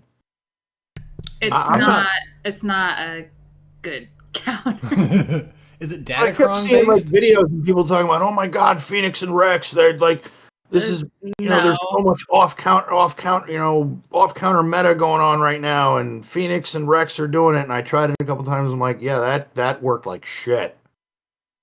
The win rate's awful with it. No, Ugh. it's not good. I mean, it's a good team. I mean, it moves fast as hell, but yeah. Crafting Way says the Datacron with the stacking offense is what does it. Okay, that makes sense. That makes more sense. Thank you, sir. Yeah, you have to have the stacking offense because that's what builds them up. Even then, it's still risky. It is risky and it takes a while. And if Lord Vader gets the ultimate and kills someone, then they don't revive. So, why, man, to this day, the legend that still makes me shudder that I have to deal with, of course, every match, is still Lord Vader. I don't know if it's like just a mental block. It frightens me every time I deal with it. Granted, and so many people talk about how bad he is, and I couldn't disagree with them more. That's why I have loved this last Datacron set. I have 3 different Jedi Knight Cal crons. Granted, I don't have Jedi Knight Cal, but I had them all statted out for crit damage and armor pen, and I throw Kenobi in there, and I just beat the shit out of Vader, and I've had the best 4 months of my life. But this eventually that cron set will go away, and I'll just be like, ah, shit. That's why I always got into a habit of leaving my bounty hunters on standby, because you get that one match where Vader just gets that one ability off, and somebody dies, and you go, well, that's not going to work. And then you got to clean it up with Cara Dune or not Cara Dune. What's it? Fennec. Fennec, thank you. Well, with the 15% cron going away, the bounty hunters counter should come back a little bit. Yeah. Yeah, totally. I love that counter. I might not have Bad Batch, but I have that one. You know what, Bob? We will cut you a little bit of. If you have that counter to beat Lord Vader, we will cut you 5% slack. But other than that, I will cut you none. Kate. Okay. It's only Kate her is approval I need. I will. Yeah, he doesn't give a shit about my approval, Kate. As long as he, But all right, what's the next question? The other part of Garuka's question is, what team comps do you use for Tuskens in 3v3? And do you use the Fat Boba Omicron? I think what he means is there is a Tusken Chieftain Omicron that makes Scion of Django a Tusken for 3v3.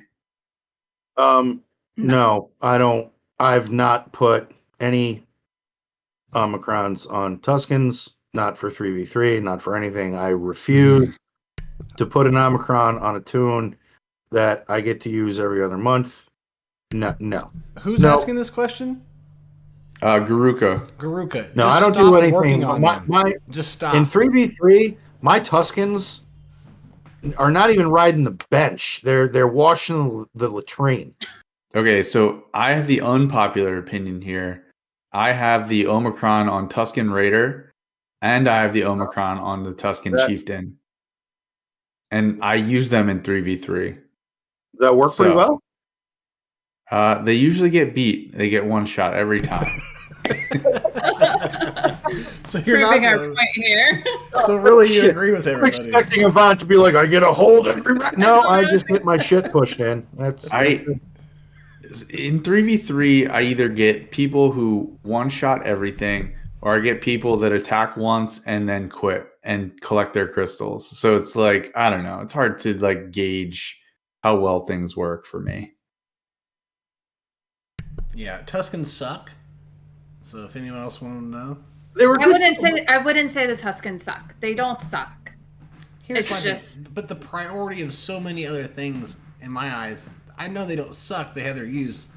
But, God, I could think of about 25 other teams to go for before that one. Their thing was the raid.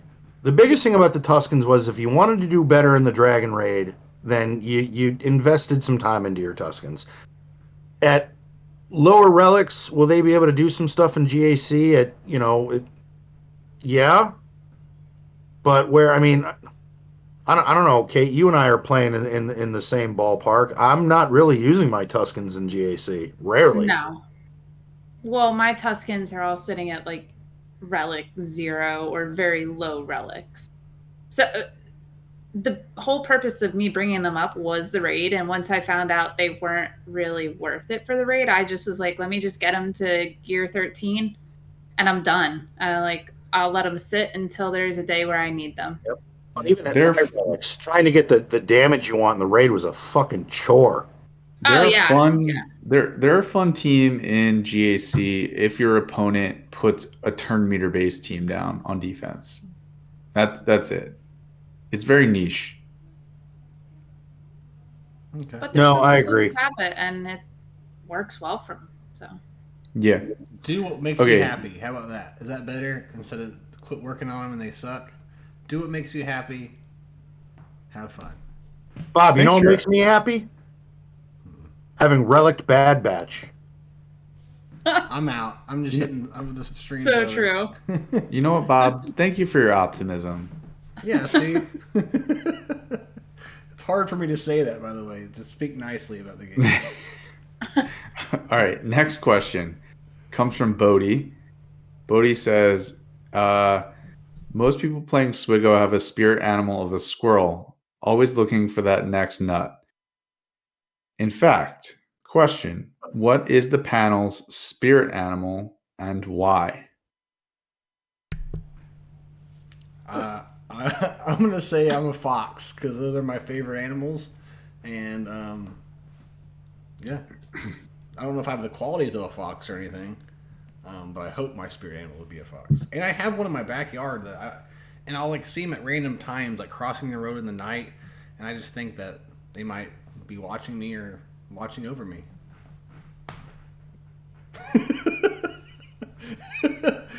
Someone please say something.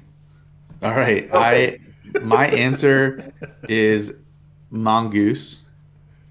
Quick, calculated, lethal. Okay, that wasn't any better than mine, just so you know. It's fine. What about you, Logan? Badger? Just because back in my youth and all through my childhood, I was a very avid comic book collector and reader, and my favorite character, hence the name Old Man Logan, was always Wolverine. So, which is kind of shitty because my spirit animal is part of the weasel family, but Wolverines are incredibly small, ferocious, and take down prey much larger than their size. And yeah, so there it is. So I'm part of the weasel family. There it is. Are they related to badgers? Is it like a mean badger? Yeah, Okay. you know, So you're an angry they're- badger. they're very angry. Yeah. Okay. Your turn, Kate, Kate. any? I honestly have no clue. I've never thought about it. No spirit animal I for think you. he'd be That's some fine. kind of bird or You something. guys can. I was gonna say you guys can pick one. It's one of those things I've just never thought about. Maybe like I don't know. A bird. I don't know why a bird. I'm just getting bird aura from you. That's not a bad thing. Thank you. That's fine. Thank you for that very ambiguous answer, Bones. I think Kate's spirit animal is like a dragon, like Trogdor. I actually was gonna say dragon because I've been reading a book that it deals with dragons, and I'm like, that'd be cool, but Yeah. let's go with a dragon. All right, dragon it is. Speaking of dragons, when are you going to play Baldur's Gate with me? I have Oh. no Whenever one. you ask. I ask you all the time, and then you were like, No, you don't. okay, one time. You're right. But I just don't want to bother you. I don't want to be like weird and just keep bothering you. But I'm going to. I don't care. Okay. Like, you're nobody. If you bother me, I will tell you you're bothering me. Okay, but because it's becoming sad on my end because all my friends are playing it, but no one wants to play it with me, and I'm starting to. I'll play. Okay. I'll be my little like sorcerer. Okay. I like my sorcerer character. I'm like a druid. Who actually has a dragon backstory. Okay. All right. I'll probably create a new one though if we play a multiplayer, but it's a great game. I don't even know what game you're talking about. I'm too far into Lies of P to even work. Like I can't. It's a Souls It's basically like computer game version of D&D. Oh, I think Bob, you told me about it, or somebody told me. It's about really that. fun, man. If it's something that you might want to play, you can play up to 4 players. Like so, all of us could get together and play. It's really fun. It is a lot of fun. And it's not like it's not hard to figure out. It's easy. It flows really well, and it gets me into it. Like I want to keep playing. I have to actually make myself quit playing. So, and I think it'll get Game of the Year. And I'm a huge Starfield buff, and I think it'll probably win. But anyways, I don't know what the question was, but I think we went well beyond the question. But what's the next one? Next one is from Aussie Mike, and this was before we canceled last week's show. Aussie Mike says, since Logan is away, can we have a serious conversation about Jar Jar? Do we think he will be added to the game at all?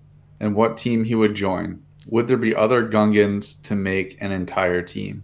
Well, I'm going to take point. I'm going to take point on this. It's incredibly unfortunate that Bob canceled the show last week because your asinine question would have been answered. But now that I'm here and I'm back, I'm pulling rank, and no, 0 fucks are given. Jar Jar's not coming to the game, or I'm going free to play for the rest of my life.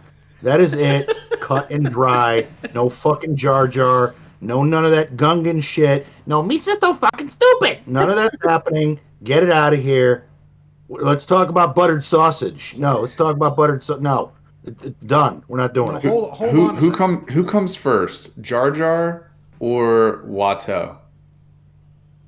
Ooh, that Watto would be cool too, though. I didn't even think Watto probably. Maybe around the same time. In all seriousness, I know you guys joke about this all the time, but I would actually love a Gungan faction. Yeah, it would be fun. In this game, that is ridiculous. No, we don't do that. No, Jar Jar. You want to have somebody in the game, you have Vato. You know how creepy that is? You know Jar Jar loud and squiggle. The old man will not play anymore. So you know what we say to Jar Jar? We say get fucked, go away. Not today, done. It's the eyes with it. It's so scary. I've got to say, one of our fans made that for me and sent it to me, and he wanted my address, and I was incredibly hesitant. Like, dude, if you send like 50 pizzas to my address, I'm going to track you down. And just I'm going to give you the Kermit the Frog. I think Seth MacFarlane did that, but the Kermit the Frog version of Taken, where I don't have any money, but I will find you, and I will kill you. So it's like, dude, but he sent it to me. Guy from it was an awesome Police Academy with the noises, man, and the impersonations. Like, you kill it every time. For those listening on the podcast, wondering what the hell just happened, he just cut out again. Oh god damn it! For those wondering what happened, Logan just put a Watto mask on that a viewer made and sent to him. So. There's your contact. I forgot you're just listening. Some people just listen. Okay, I have a bone to pick with you because I didn't get thanks for a certain present that me and the immoral Kane got you for your wedding. What'd you get? Oh, the scotch? No, a shirt. Oh, that shirt doesn't fit me. Well, you better show what you got. No, it's incredibly uncomfortable, but I do happen to have it right here. I mean, Bob, come on, hold on. Let me look at the size of this shirt. It's just a large. I'm 47 and overweight. Okay. Send me a fucking large, dude. You send me a parachute. This shirt has a lot of history to it already. But go ahead and show it before I tell the story. I So like it. So I was in Dallas, Texas, a few months ago, and I saw this, and I was like, "This is Logan, right?" And I was going to meet Kane and Paul from Escape Podcast while I was there, and so I gave that shirt to Kane to give to him eventually. And Kane used to wear it on the stream and stuff too, so there's a lot of history of that. So you better frame it or something and put it in the back there on your wall. Buy that. Yeah, I've been meaning. The weather's been nice. I definitely need a new rag to wax my car with. So I appreciate that. That's going to help out immensely. Plus sometimes, as we say in the Army, you run out of shit tickets. You're in need. So there will be multiple uses for that shirt. Of all seriousness, though, you can't get that shirt anywhere else besides Box Lunch. It's a store in the mall. They have like exclusive stuff. So that's actually, don't use it for a rag. At least put it give it to your kid or something. It knows better. It's my kid. Anyways, Merry Christmas, man. I hope you enjoy it. No, I did. Thank you. I was going to say, because Kane brought me a very impressive bottle of scotch, and I thought maybe that was you guys. Well, consider that from me then, and not from him. Okay, all right, but no, I had a feeling the shirt was going to be mentioned, so I had to dig it out of the garbage can. But here it is. I almost forgot. I brought it to the show. Thanks, man. Thanks.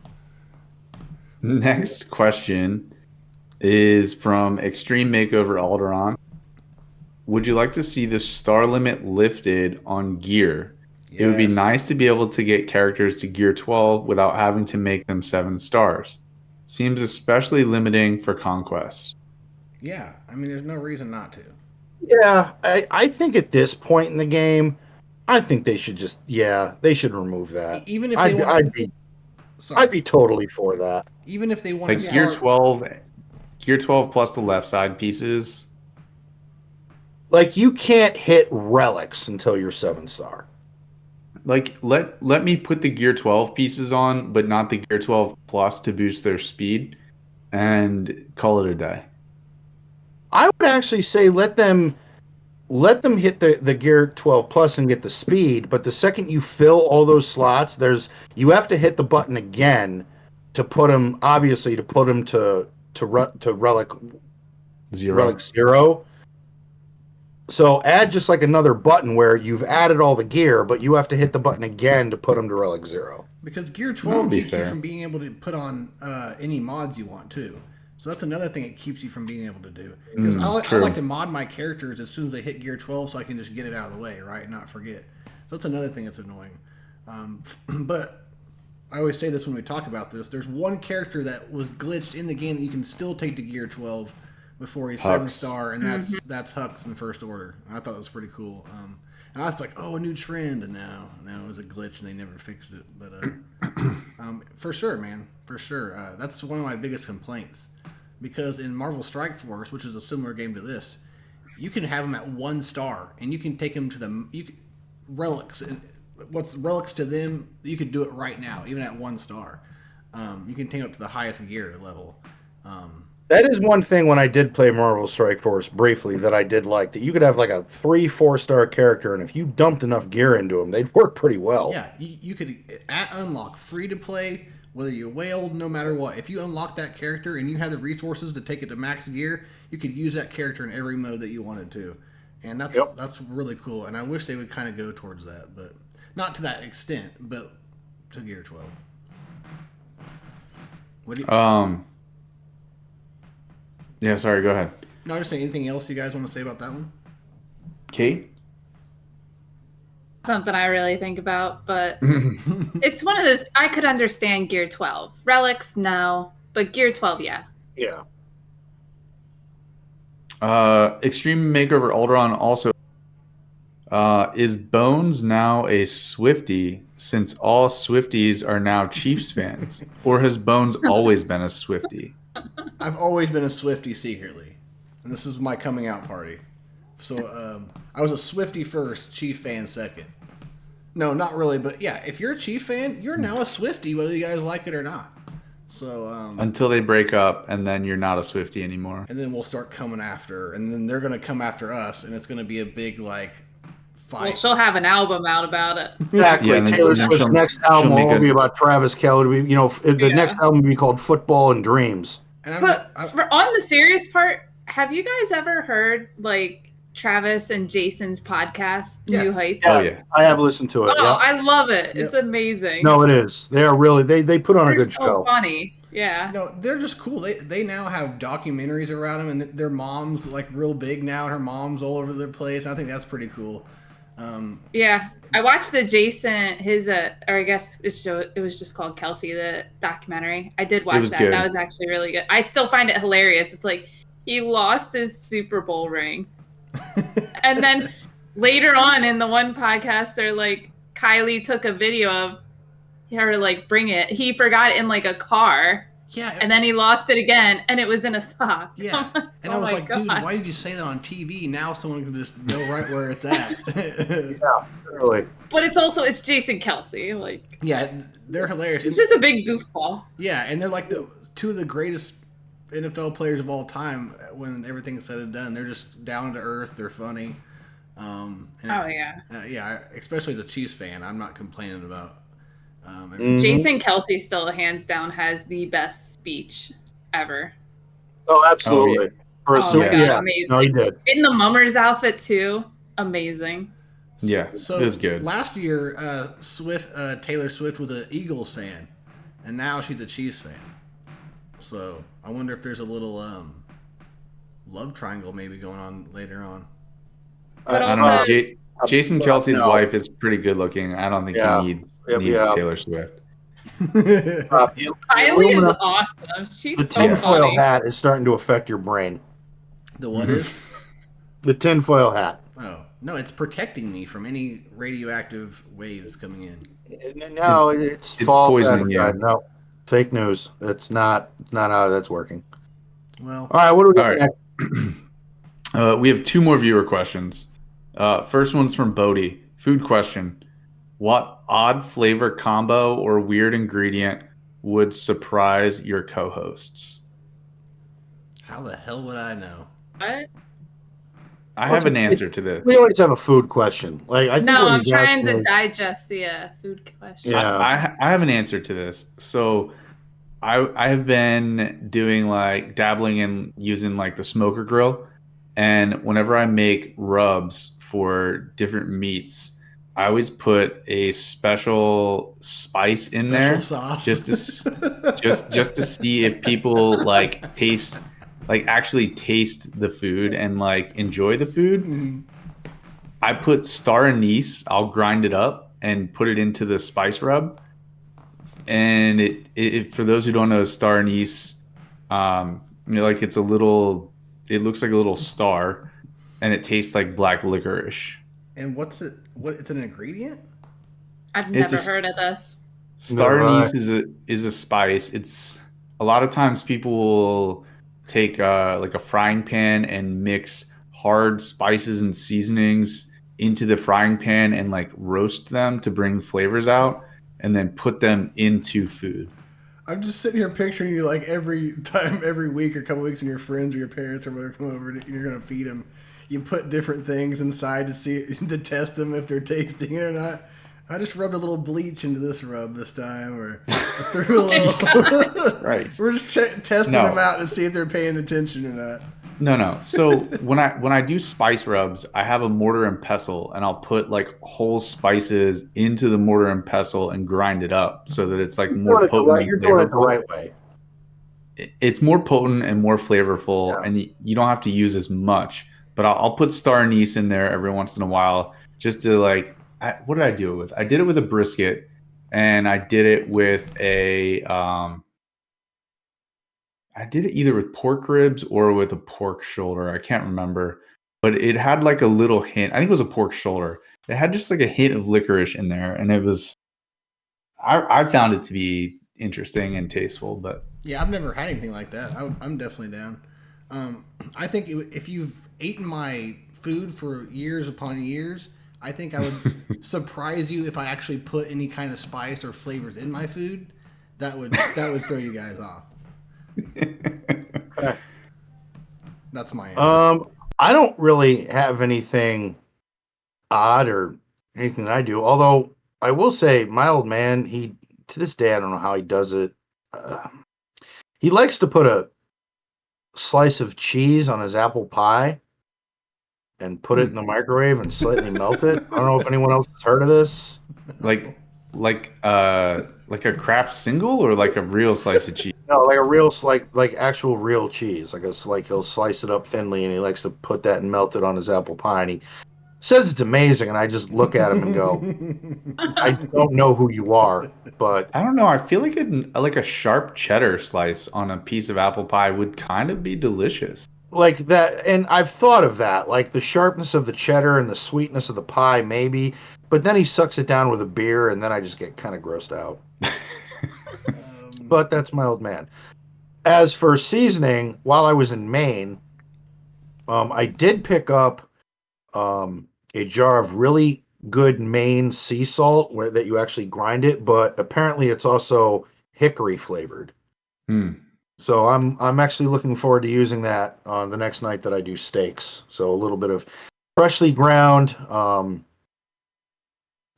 Maine sea salt, hickory flavored. Oh, and I did find a jar of white pepper, which is something you don't find very often. It has it tastes like pepper, but it's a little different. It's a little more, I don't know. It's just different. It's hard to explain, but yeah, that's all I got. Kate, what about you? I don't feel like I'm qualified to answer this at all. My husband's the one who does all the, like, I should show him your guys' section of your grilling stuff, because he's the one he has the smoker grill. He does all of that. I'm just like, I'll get ready the vegetables or whatever we're eating this. I'm a baker. I'm the vegetables person. So he's all the seasoning. I make stuff as plain as possible. He throws some really weird stuff. He'll just like get whatever weird seasoning he sees, like random places we go. What do you like to bake, though? I know it's a random question. Yeah. I love baking. Me? Yeah. So like I do a lot of like holiday baking. So coming up, I'll do like oh god, I forget what the snickerdoodles. Do them a lot. I go on like, what's that thing? Pinterest, right? I just get a lot of recipes of stuff that I think looks cool, and I'll just try them. But I've liked the snickerdoodles. I've made hot chocolate cupcakes.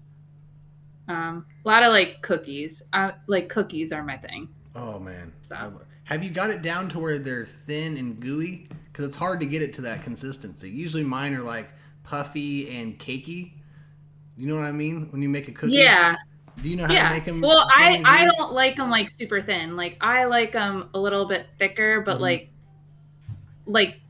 not hard on the inside, but like soft. Oh yeah. But you know what I'm trying to say is like let's say a chocolate chip cookie. When I make them, they puff up and they're like kind of cakey. Whereas like the way I like a cookie is when they're like, they don't have to be thin, but you know, they're really chewy and I don't know. How do you make them like that?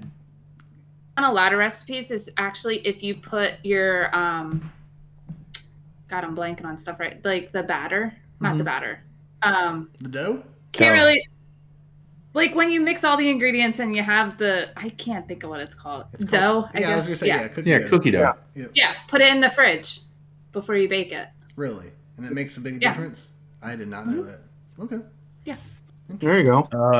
Honorable mention for spice or flavor combo. When I don't know if I've said this before, do a steak, and I'm usually just salt and pepper on the steak kind of guy. But if you're feeling adventurous, do a little bit of coffee and a little bit of cayenne and rub that on the steak. That's really nice. I'm not saying it's doing bad. I've never heard of coffee though. That's crazy.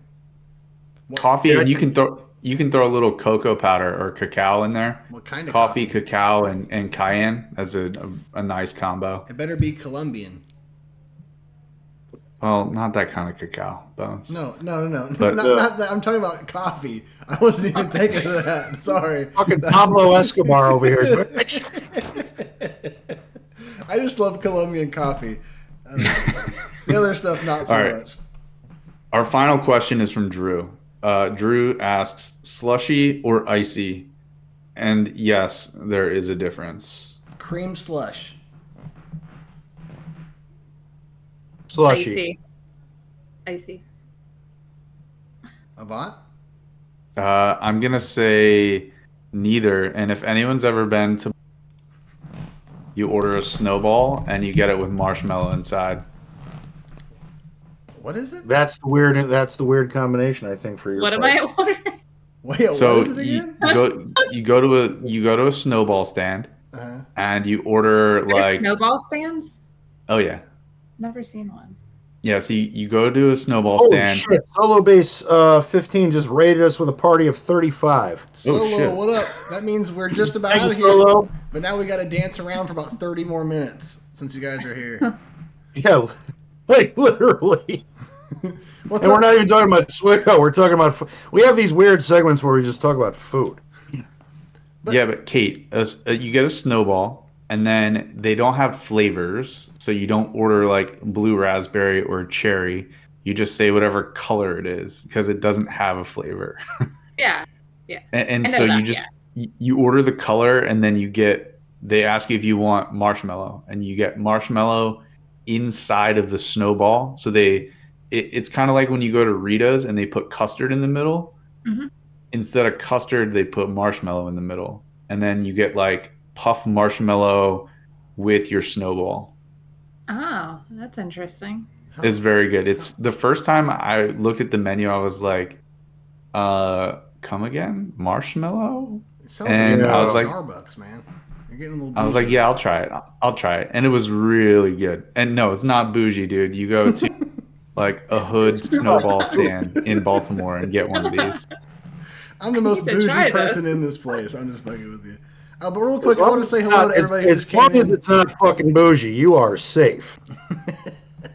But everyone who just come in, sorry guys, we're about to get off here. But thank you all for coming by. If you guys don't know who we are, we didn't even tell anyone to push the fucking button today. Do your thing. We didn't tell anybody. No. Yeah, unfortunately, we are kind of at the end. I mean, if anybody has any, anybody that just joined in, if anybody has any Swiggo questions, I doubt you do. If you were watching Solo, the last fucking people you should ask is probably me or anyone else. But if you just want to be entertained with mindless banter, I mean, we go over kits and shit. We talk about some food, and Kate tells us about baking. And I don't bake. That's for hell sure. I Blackstone, smoking, and grilling. Star But no, anise. please Star check us anise out. in the meats. Hit the button. Give us a shot. You never know. If you got to commute to work, give us a listen. If anything, you might laugh. I mean, I'll put on a ridiculous Watto mask and do impersonations if that's what it calls for. But I kind of already did that part, and Elvis has left the building. Yeah, you guys missed it. Like literally, we said the last thing, and you guys came in here. So, but 8:30 p.m. every Thursday Eastern, we're here. We'll always be here. Oh, here's one quick thing before we get off. Give people a little bit of Swiggo content. What is everybody working on right now, currently in game? Like, what is the team or the one thing that you've been working on, and what progress have you made in the past 2 weeks to meet that goal? I'll start off. I've been taking my Seer Ufu squad up to Relic 5 or Relic 7, depending on who the character is. So I did Malicos. I'm doing Ahsoka Tano Fulcrum. And then I'm taking Seer from Relic 5 to Relic 7. Today I took Logray to Relic 0. Tomorrow, I think I'll have enough resources to take Paplu to Relic 0. So, Murder Bears, be on the lookout. Murder Bears, they do murder-ish. They Bob, throw what about rocks. you? I kind of went over this earlier. Bad Batch, right? I just You made the Bad Batch proclamation. Yes. Bad Batch is Pledge. the only valid answer. I've been working on Bad Batch for about 7 years now. We're getting a little bit closer every day. I just got Reva ready, completely Reva ready. Got my first Reva shard, thanks to my man Avant last wrote. That felt pretty good. I'm finishing up Cal. Just got to get a few people to 7-star, and then I'm done with Cal, get him unlocked, and then I'm working on Leia. And then after that, I'll get my Malicos and my Marin team and my whatever other teams that need to be touched up. And then I'm going to go do C and Slacker after that. Hey, what about you?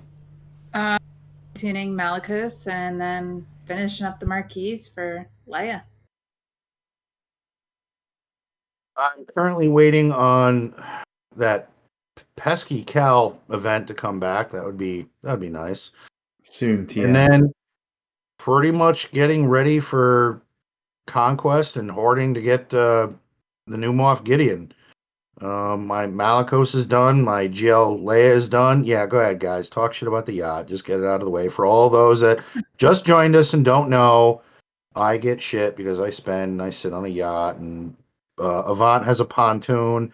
Bob has one of those boats that requires oars. It's a floating device. It's not. It's not even a boat. You It's a gotta floating put device. some back muscle.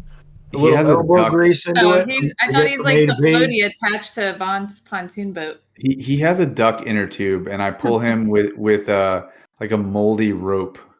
Just pull the inner tube. Barely behind my attached pontoon boat. with a bad knot tied to it. It's like disintegrating.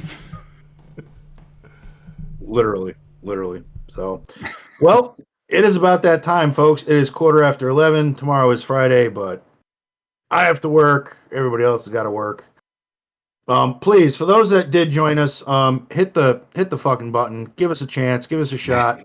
If you like what you hear, cool. If you don't, then don't fucking listen. It's up to you. Just do your thing. Everyone else, say your piece, say your goodbyes, and then let's call it. Thank you guys for coming by. Kate, always love having you on here. Songeta, even though you're not here, thank you for coming here. Avant, thank you for coming every week and hanging out with us. Always. And before we go, I want to raid someone too. So you guys want to say your byes, and I'll get that set up. Oh yes. Somebody just mentioned Bob. How do you like his Detroit Lions? I don't even know what the score is. What's funny? That's Ray Rock. What's funny, Ray Rock, is the game is covering their faces, and I'm watching the game while they talk to me the whole time. They're looking good, but not as good as the Chiefs are. So. Oh, for Christ's sake! I was like, I hope the Lions get their ass kicked today. They didn't. They did the opposite. They're blowing them out right now. But what's up with all the blowouts lately? I'm sick of that. It's past the league. What do you want? This has been a trend for the past decade. It's all in the air. This is why the running back market is in the tank that it is. Hey, did you guys know? Everyone, everyone be sure to watch Broncos Bears this weekend, okay? Oh God, that is prime time entertainment right there. That is must-watch TV. The battle of the people who can't win. You know, it'd be funny. They'll probably tie. A 0-0 tie. That's what I was about to say. Actually, they're coming back. It looks like it's 20-33 or something like that. No, Green Bay is not coming back with 2 minutes and change left in the game. They're not playing the Saints. Yeah. Green Bay had their little comeback, and that's after Derek Carr went out of the game with a shoulder injury. So, Bob, it looks like the only other Swigo person right now doesn't have an English-speaking Swigo channel. The last time we rated someone that didn't speak English, it was kind of odd because they didn't understand. No, I already found somebody. It's the Wolf. He's a fellow content creator of Swigo, but he's playing Baldur's Gate, which I love second. Ask him to join. What's that? You can go ask him if he wants to play. I've only talked to him like one time. Wait a minute. Wolf's pretty cool. Repeat He's awesome. that? Bob had us raid what? They weren't. One time we rated a Swigo content creator on Twitch, and they spoke like, I don't remember what language. I think it was like German or something. And we rated, and it was like no one knew what was going on. It was mass confusion. But are you asking what I was talking about? I'm confused. We're raiding the Wolf. Go to Wolf. Yeah. Wolf is awesome. Okay. Can we get a couple of people to at least hit the follow button just for shits and giggles, just to make it look like we accomplished something? Anybody? Somebody? I did something wrong. Hold on. Wait. Did it work? No, it didn't work. Well, you put the / after raid. There we go. Okay. All right, fellas. Thank you all for hanging out with us today. Sorry about the late raid and you guys missed out, but Spotify, Apple Pie, podcasts, YouTube, Twitch, we're there. Just check us out. 3 Scoundrels in a Cantina. I'm sure you know who Kate is. I know you guys don't know who I am. You don't need to know, really. But my name's Bones88. You can come by and check out my streams if you want to know what not to do in Swugga. I'm the guy to check out. You'll definitely learn a lot of what not to do.